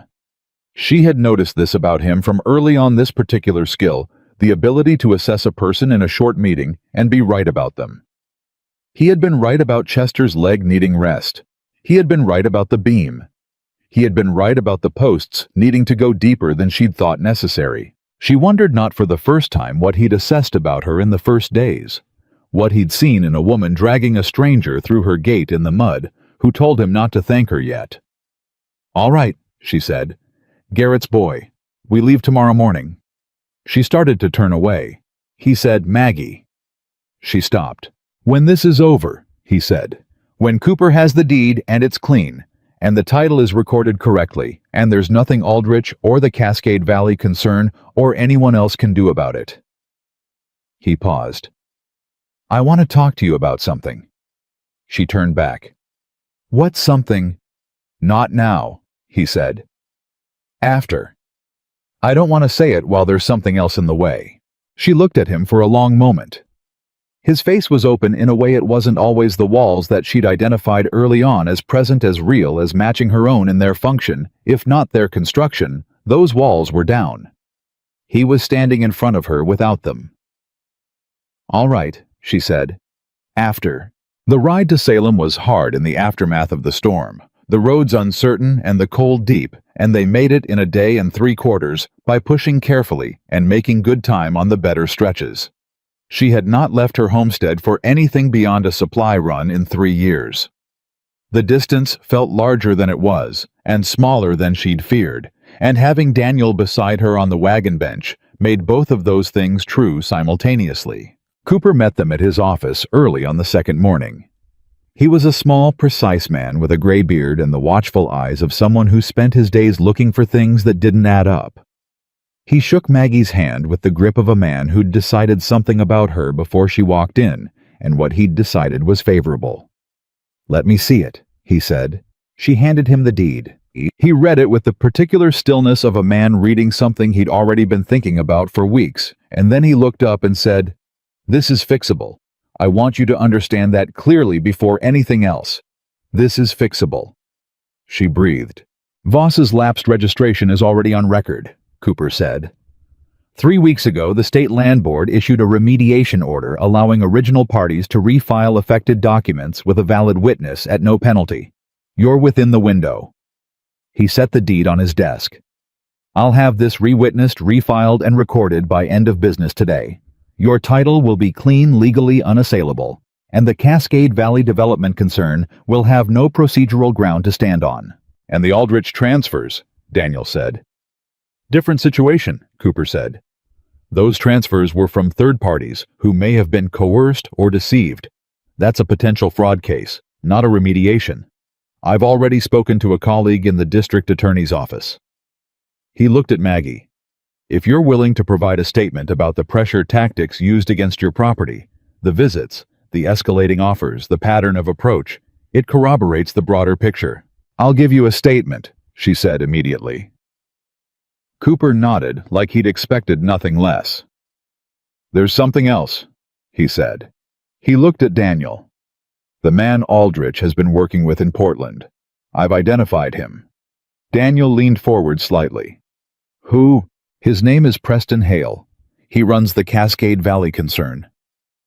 Cooper opened a drawer and took out a paper. "He's a former land speculator from California who lost a court case in Sacramento in 1875 and relocated north. He's been operating the same scheme in 3 separate valleys, buying parcels through a combination of legitimate purchase and fraudulent transfer, assembling creek access, then selling the assembled land to railroad concerns for surveying rights." "Railroad," Maggie said. "The Northern Pacific has been running surveys through this region," Cooper said. "A parcel that controls creek access in this valley could be worth considerably more than its current market value if a rail line comes through. That's what this is about, not development, railroad speculation." She sat with that for a moment. She thought about Aldrich coming to her gate 4 times.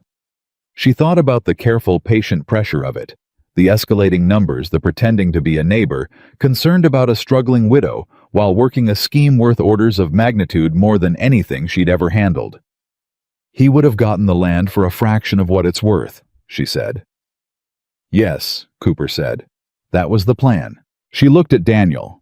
He was looking at her, and she saw in his face the same thing she felt, which was a cold, precise anger.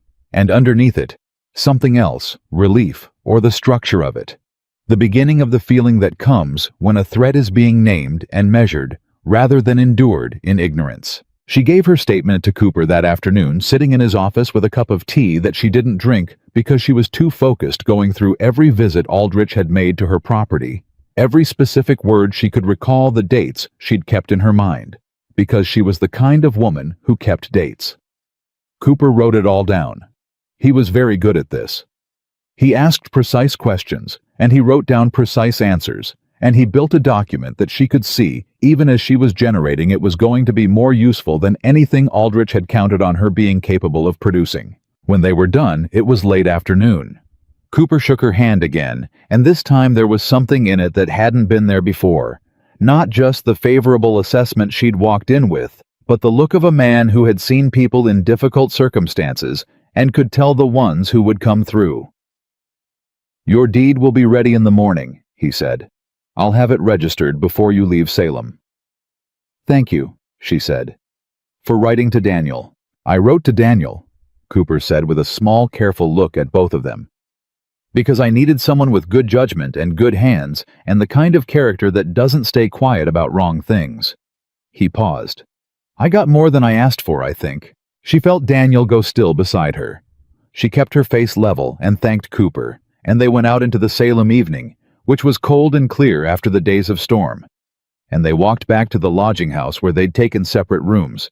And she was aware of him beside her, and aware of the conversation he'd said he wanted to have after was getting close. They ate supper at the lodging house table with 2 other travelers who talked between themselves about weather and road conditions.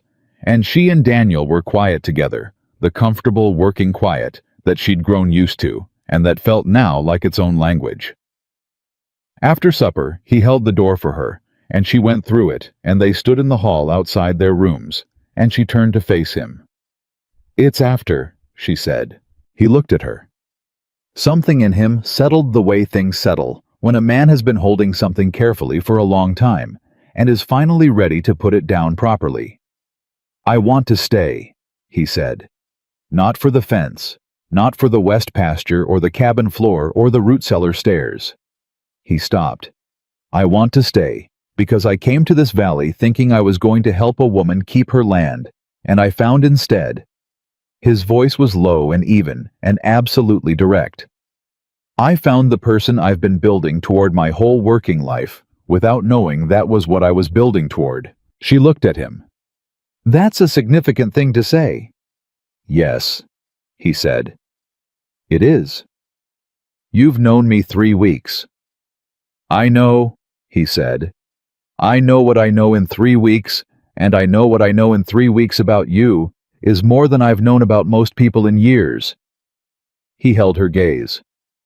I'm not asking you for anything tonight. I'm telling you what's true for me, so you have the full information. Because you're a woman who makes better decisions with the full information. She almost smiled at that. You know me fairly well, she said. I'm paying attention, he said simply. She looked at him for a long moment. The hall was quiet. The lodging house was settling around them in the way of old buildings at night, the small sounds of wood and cold and other lives behind other doors.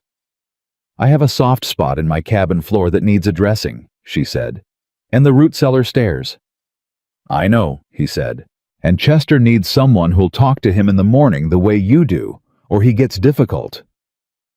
Chester and I have an understanding, he said. Yes, she said. You do. She looked at him. So do we. I think. He was very still. Do we? I'm not a woman who says things she doesn't mean, she said. You know that. I know that, he said. Then hear me, she said. I've been alone for 3 years, and I'd made my peace with it, because there wasn't another option I could see. And then you came, and what you built wasn't just the fence and the barn. You built— She stopped. Found it. You built a situation where I could imagine a future again. And I don't take that lightly. I don't take you lightly. He said her name. Just her name, just Maggie, the way he said it when he needed her full attention, and she gave it to him. I'll be there in this morning, he said. When you wake up, I'll be there. She nodded. Her throat was tight in a way she'd decided was acceptable. All right, she said. Good night, Daniel. Good night, Maggie, he said. She went into her room. She sat on the edge of the bed in her traveling clothes, and she pressed her palms together between her knees, and she breathed.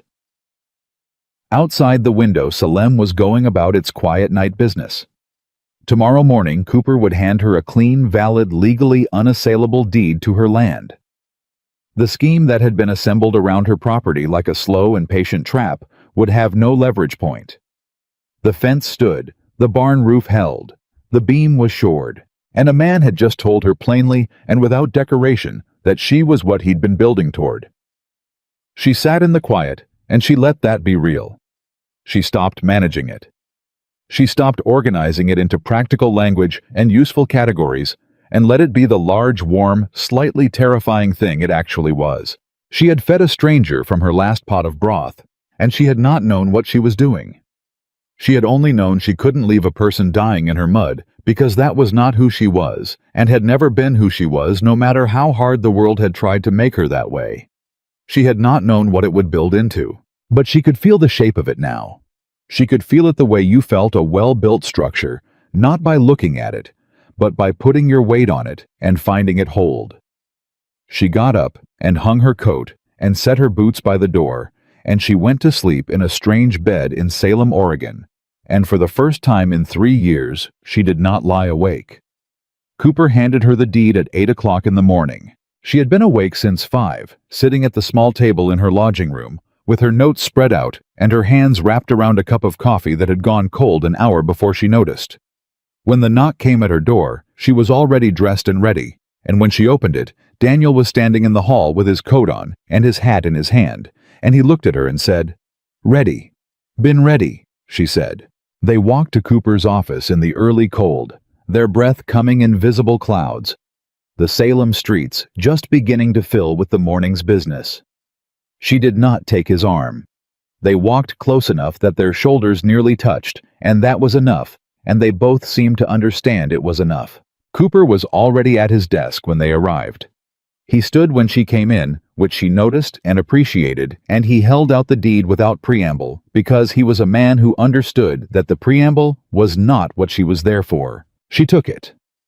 She read every word of it, standing at his desk while he waited, and Daniel stood behind her and said nothing. The new witnessing was there, the refiling stamp, the registration number fresh from the county recorder's office. Clean. Unassailable. Every inch of her land named and measured and legally belonging to her without a flaw anyone could exploit. "It's done," Cooper said. She folded the deed. She put it inside her coat against her chest where she could feel it. "Thank you," she said. Her voice was steady. She was proud of her voice. "The district attorney's office received your statement yesterday evening," Cooper said. "My colleague there tells me they've already opened a preliminary inquiry into the Cascade Valley development concern. Preston Hale's name is in front of a judge." He paused. "This is going to take time. These things always do. But the door is open and they walked in." "What about Aldrich?" Daniel said. "Aldrich is a harder case. He may have been acting as an agent without full knowledge of the fraud, or he may have known everything.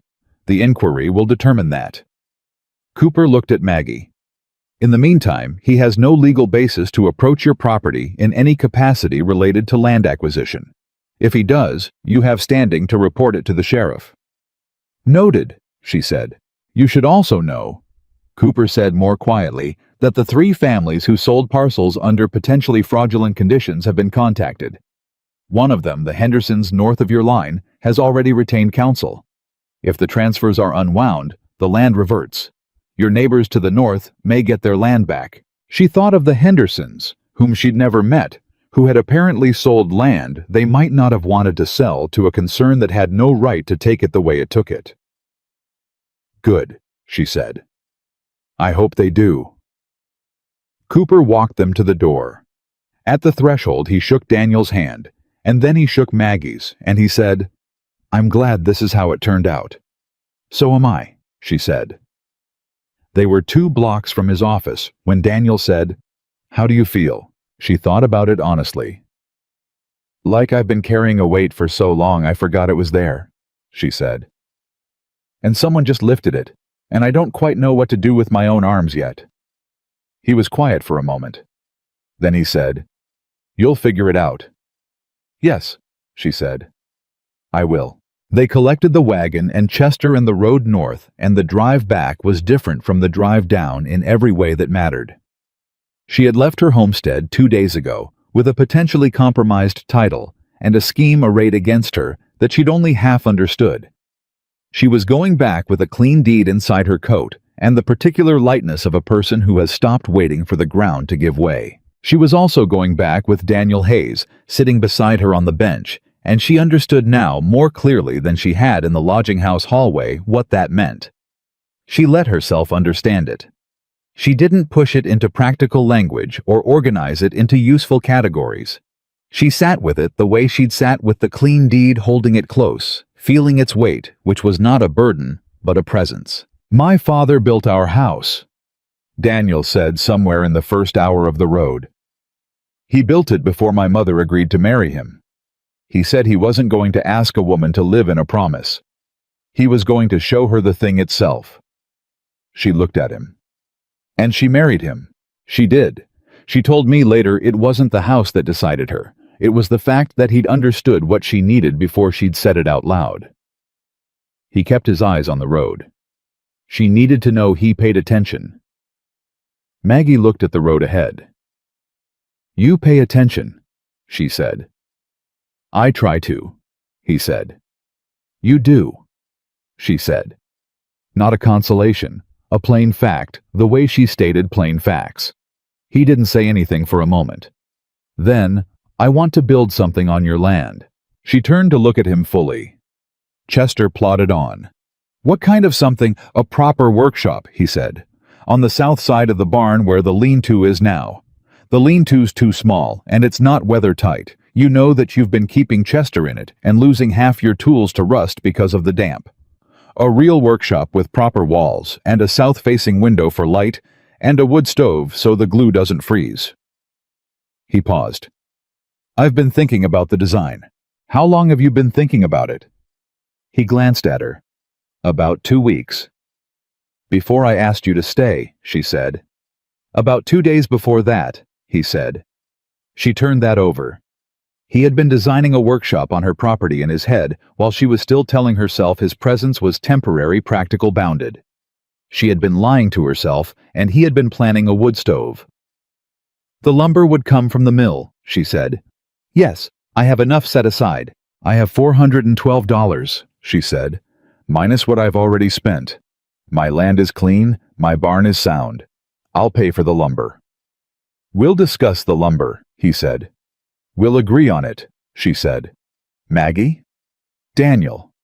He looked at her, and she looked at him, and the corner of his mouth moved, and she felt hers do the same, and they looked back at the road, and that was how the matter stood, which both of them understood, meant she was going to pay for the lumber. They made it back to the homestead by late afternoon of the second day, coming down the familiar track as the light was going gray and cold, and she saw her land come into view, and she felt the sight of it differently than she ever had before. Not as a burden she was managing, not as a place she was surviving, as her land. Clean titled, hard-won hers, without question. The new fence stood along the north and west pastures. The barn roof was whole and tight. The cabin door hung true in its frame. The workshop hadn't been built yet, but she could see where it would go, could feel the shape of it against the south side of the barn, the way you felt the shape of something that belonged before it existed. Garrett's boy had done well. The cattle were in, Chester's water was fresh. The chickens were settled. Daniel paid the boy from his own pocket before she could get to it, And she decided to let that one go, which was its own kind of intimacy, knowing which arguments to have and which ones to set down. That night she made a proper supper, not the functional fuel she'd been producing for weeks, but an actual supper, the kind her mother had made on occasions that called for marking. She had brought back from Salem a piece of salt pork and a jar of good preserves, and she made a meal that filled the cabin with a smell that was memory and present at the same time. And Daniel set the table without being asked, finding the things by now in their right places, and they ate with a quietness between them that was rich with everything the day had held. She put the deed on the table after supper, between the plates and the lamp. Just set it there where they could both see it. Daniel looked at it. He looked at her. "It's real," he said. "It's real," she said. He reached out and put his hand flat on the deed for a moment, not picking it up, just touching it. She watched his hand on her document and felt something she didn't have precise language for, something that was about all the work that had led to this, the 40 feet of mud, the stitching, the lumber, the posts, the beam, the storm, the road to Salem, all of it, and how none of it had been any single large thing, but had been made entirely of small right choices, one at a time, by two people who were paying attention. She put her hand over his. He went very still.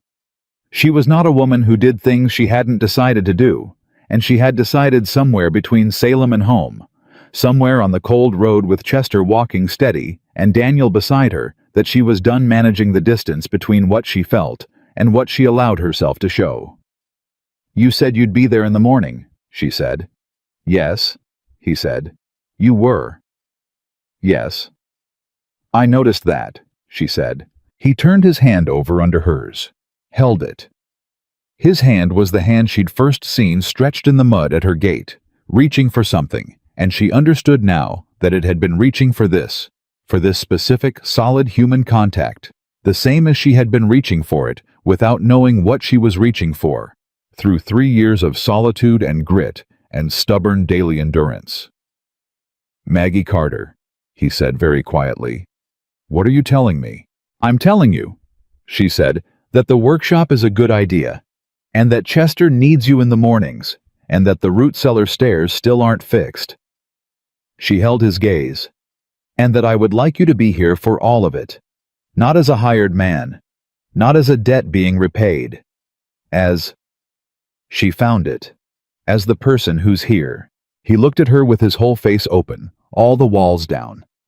The gray eyes clear and serious and full of something she recognized because it matched what was in her own chest right now and had been building there for 3 weeks, whether she'd admitted it or not.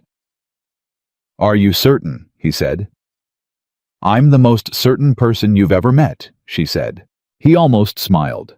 He did smile, the full one she'd only heard once before in the lamplight of a storm-bound evening when she'd told him about 6 piglets. "Yes," he said. "I know that about you." "Then you know what it means when I say it?" she said. "I do," he said. Maggie. The sound of a horse coming hard down the track outside cut through whatever he was going to say.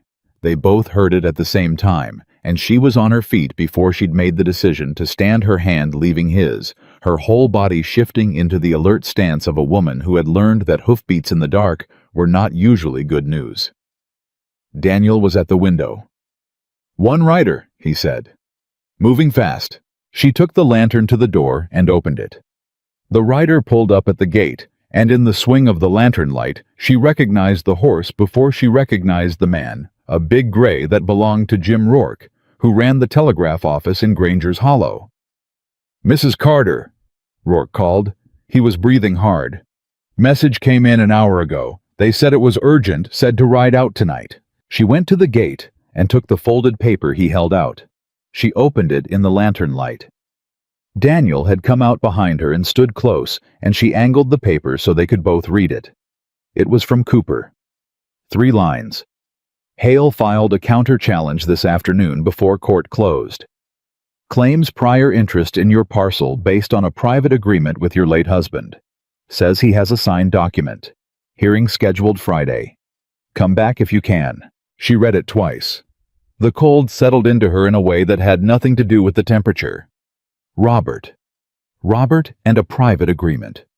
Robert, who had trusted a man named Harlan.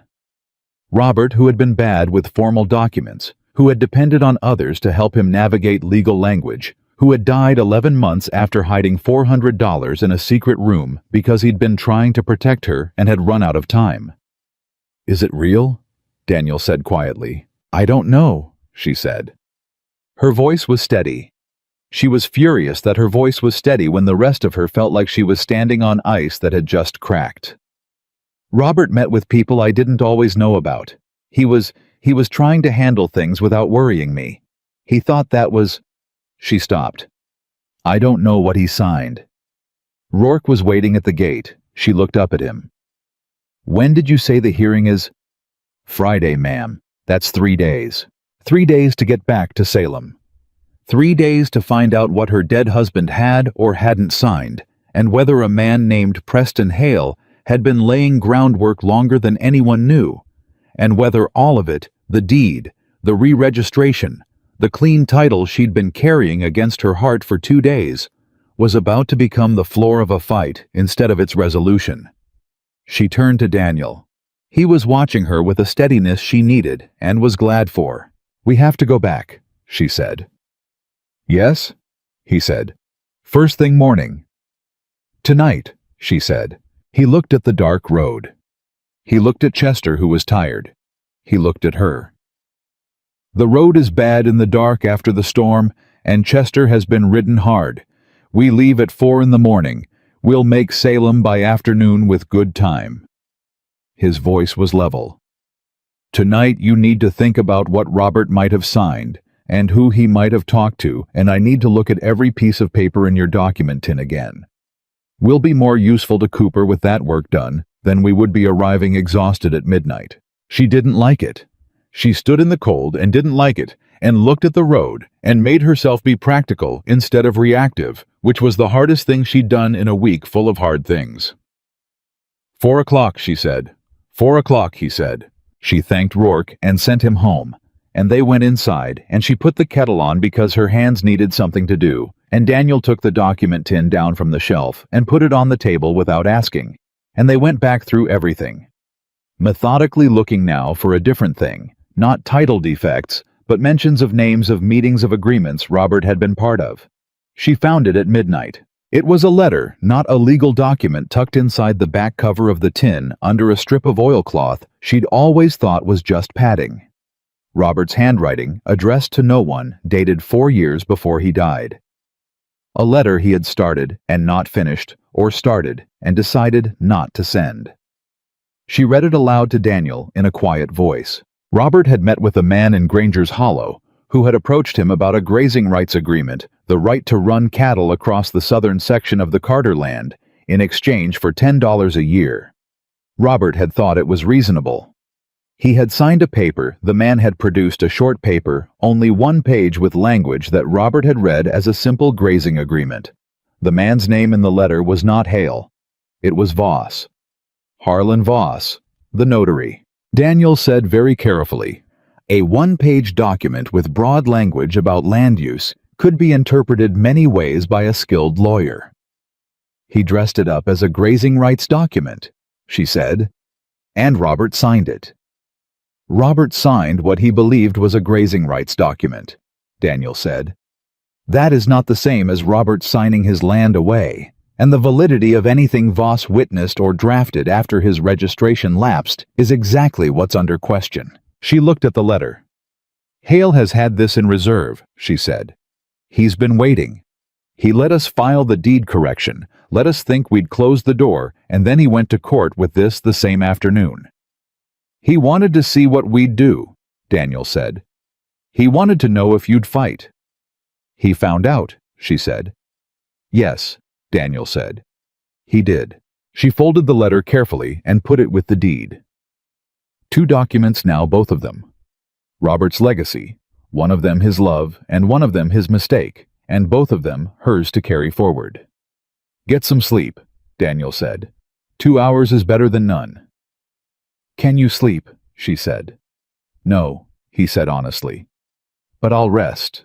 She lay down on her bed, and she did not sleep, but she rested, which was what he'd said, and which was enough. and at 4 o'clock she heard him at the stove, and she got up, and they dressed in the dark, and harnessed Chester in the dark, and went back down the road to Salem, and the stars were bright and bitter overhead, and she rode with the 2 documents inside her coat and her shoulder against his, and neither of them needed to fill the dark with words. Cooper read the letter at his desk with the particular expression of a man who is recalibrating rapidly. He read it twice. He looked up.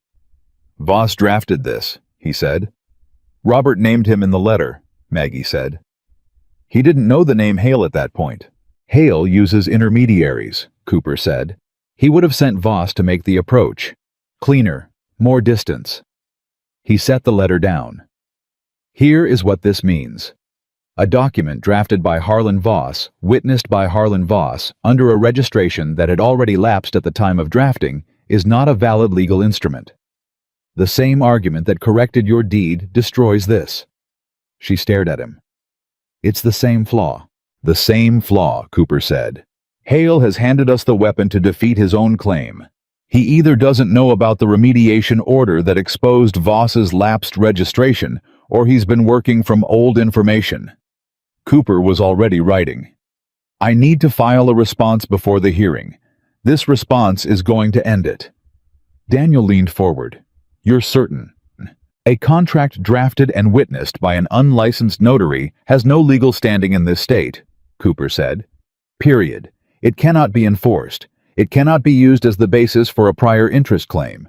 Hale's lawyers will know that the moment I file this response, and they will advise him to withdraw." He looked at Maggie. "It's over." She sat in the chair across from Cooper's desk, and she said nothing for a moment. She thought about Voss coming to Robert with a 1-page paper and a friendly manner, and Robert signing it because he'd been trying to handle things, trying to be the person who managed the business, so she wouldn't have to carry it. She thought about what Robert had done wrong, and what he had never stopped trying to do right. She thought about the hidden room, and the $400, and the wedding ring quilt, and the letter to no one that had turned out to be, in the end, the thing that saved them. "File it," she said. Cooper filed it. The hearing on Friday lasted 45 minutes. She sat in the front row of the small courtroom in Salem with Daniel beside her and Cooper at the plaintiff's table, and she watched Preston Hale's lawyer, a smooth man in a good coat from Portland, receive Cooper's filing, and read it, and go to his client, and speak quietly and watch Hale's face change. Hale was a compact man, gray-haired, the kind of face that had been pleasant once, and had sharpened into something else. She watched him read the response. She watched him understand what Voss's lapsed registration meant for his document. She watched him look at his lawyer, and she watched his lawyer make a small motion with one hand that meant what she'd hoped it meant. The lawyer stood and addressed the judge and withdrew the claim. The judge noted it. The hearing closed. 23 years of accumulated scheme, the parcels, the notary, the fraudulent transfers, the patient pressure on a widow's land collapsed in 45 minutes in a small courtroom on a Friday morning in Salem, Oregon. Outside on the courthouse steps, Cooper shook her hand for the 3rd time, and this time there was nothing careful about it, just the plain, warm grip of someone who had gotten the result and was glad all the way down. "The DA's office will take it from here," he said. "Hale's scheme is exposed. The Henderson parcel challenge is already moving. This is going to unravel most of what he built in this valley." "Thank you," she said, "for writing to Daniel when you did." "I should have written sooner," Cooper said. "I'm sorry it took as long as it did." "It took as long as it took," she said. "And it ended right." Cooper looked at both of them one more time, with that small, careful assessment, and she saw him decide not to say whatever he'd been about to say, and then change his mind. "Come back for the wedding," he said. "If there is one. I'd like to see it." She felt heat come into her face, which was a thing she'd thought she'd baked out of herself years ago, and Daniel made a sound that was not quite a cough. "Goodbye, Cooper," Daniel said. They drove home in the cold, clear afternoon, the deed in her coat and the hearing behind them, and the road north opening up ahead. And somewhere in the 2nd hour, she said without looking at him, "Cooper has good judgment." "He does," Daniel said. He paused. "In most matters." "In most matters," she agreed. They were quiet for a mile. "The workshop," she said. "Yes." South side of the barn, south-facing window, wood stove. That's right. The root cellar stairs. This week if the ground cooperates. The cabin floor. I've already ordered the sill plate material from the mill, he said. It's waiting for pickup. She looked at him. You ordered it before the hearing. I ordered it before we went to Salem the second time, he said. I wasn't planning on a different outcome. She sat with that for a moment. He had been ordering materials for her cabin floor while the future of her title was uncertain, while Hale was filing counterclaims, and Voss's ghost was reaching out of Robert's past. He had gone on planning as if the outcome he intended were the only outcome that was going to happen, because he was Daniel Hayes, and that was how he was built. I want to show you something when we get back, she said. What? There's a rise on the south end of the property, she said. Past the lower pasture. Robert and I looked at it once early on and I thought... She stopped. I thought it would be a good place to build, someday, when there was time, when things were more settled. She looked at the road. I haven't been out there in 3 years. He was quiet for a moment. What's on the rise? Nothing yet, she said. He turned to look at her. She felt him look. She kept her eyes on the road. Show me when we get back, he said. They got back in the late afternoon, and she did not wait for supper, and she did not wait for the animals to be settled. She left that to Daniel, and she walked alone out to the south rise for the first time in 3 years. Walking through the lower pasture with the frozen grass under her boots, climbing the slope, and she stood at the top in the cold late light and looked at her land from above. All of it spread out below her. The cabin with its rehung door, the barn with its whole roof and its sound walls, the fence lines running straight and true along the north and west, the root cellar hatch in its place behind the cabin, the lean-to where the workshop was going to be built, and beyond all of that, in every direction, her land. Clean, hers, standing. She heard him come up behind her. She heard his boots in the frozen grass, and she heard him stop a few feet back, giving her the last of the private moment before he joined it. She turned around. He was standing there with his hat in his hands, his coat open in the cold, because he hadn't taken time to button it, and he was looking at her the way he always looked at her, like she was the fixed point, like he was orienting by her. This is where you'd build, he said. Yes, she said. He looked at the rise. He looked at the land below. She watched him look, and she watched the calculation move through him, not just aesthetic, not just appreciation, but the deep, practical vision of a man who built things and could see in empty ground what could be made from it. Good drainage, he said. South-facing. Windbreaks on 2 sides from the timber. He walked a few steps, testing the ground with his heel. Solid foundation soil. You'd want to go 4 feet deep on the corners, maybe 5, given how the frost moves here. I know, she said. He turned back to her. Is this a conversation about someday, he said, or a conversation about now? She held his gaze. Robert didn't build me a house before he asked me to marry him, she said. I'd have said yes either way. I didn't need the house to decide. She paused. But I would have liked the house. He was very still. I'm not asking you to build me a house, Daniel, she said. I'm showing you where it would go, if someone were going to build it. She held his eyes. If someone were going to stay long enough to build it and live in it and wake up here every morning for the rest of their life. He took 2 steps toward her and stopped. Maggie Carter, he said, and his voice had that low, even quality it got when something mattered enough that he slowed all the way down. I want to build you a house on this rise, and I want to build you a workshop and fix your root cellar stairs and talk to Chester in the mornings and share that table in that cabin and every other table we ever sit at for the rest of my life. He stopped. His hands were still holding his hat, and he looked at them, and then he looked at her. I'm asking you plainly. I know you are, she said. And she looked at him.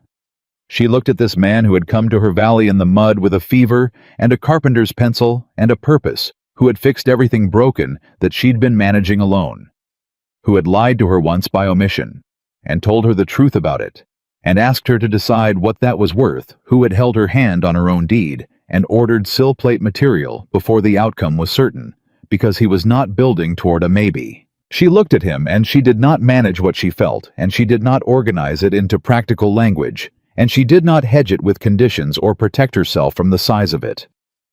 "Yes," she said. He closed the last of the distance between them. He put one hand against her face, and she put both of hers over it, and they stood on her rise in the cold and the last of the light, with all of her land below them whole, and hers, and no longer carrying the weight of solitude alone. He pressed his forehead to hers. "I'm going to build you something solid," he said. "You already have," she said.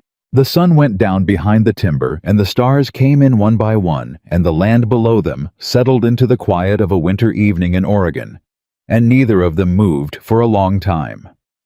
And when they finally came down from the rise, walking side by side through the lower pasture in the dark, her hand in his, and the frozen grass crackling under their boots, the cabin was waiting with its true-hung door and its shored beam, and its fire laid ready to be lit, and the deed was clean and registered and permanent, and the fence held fast on every line, and the woman who had stopped believing in second chances stood in her own doorway and looked at the man behind her, and felt for the first time in longer than she could name that the life around her was not something she was surviving. It was something she had built steadily, stubbornly, one right choice at a time, and it was whole, and it was hers, and it was only just beginning.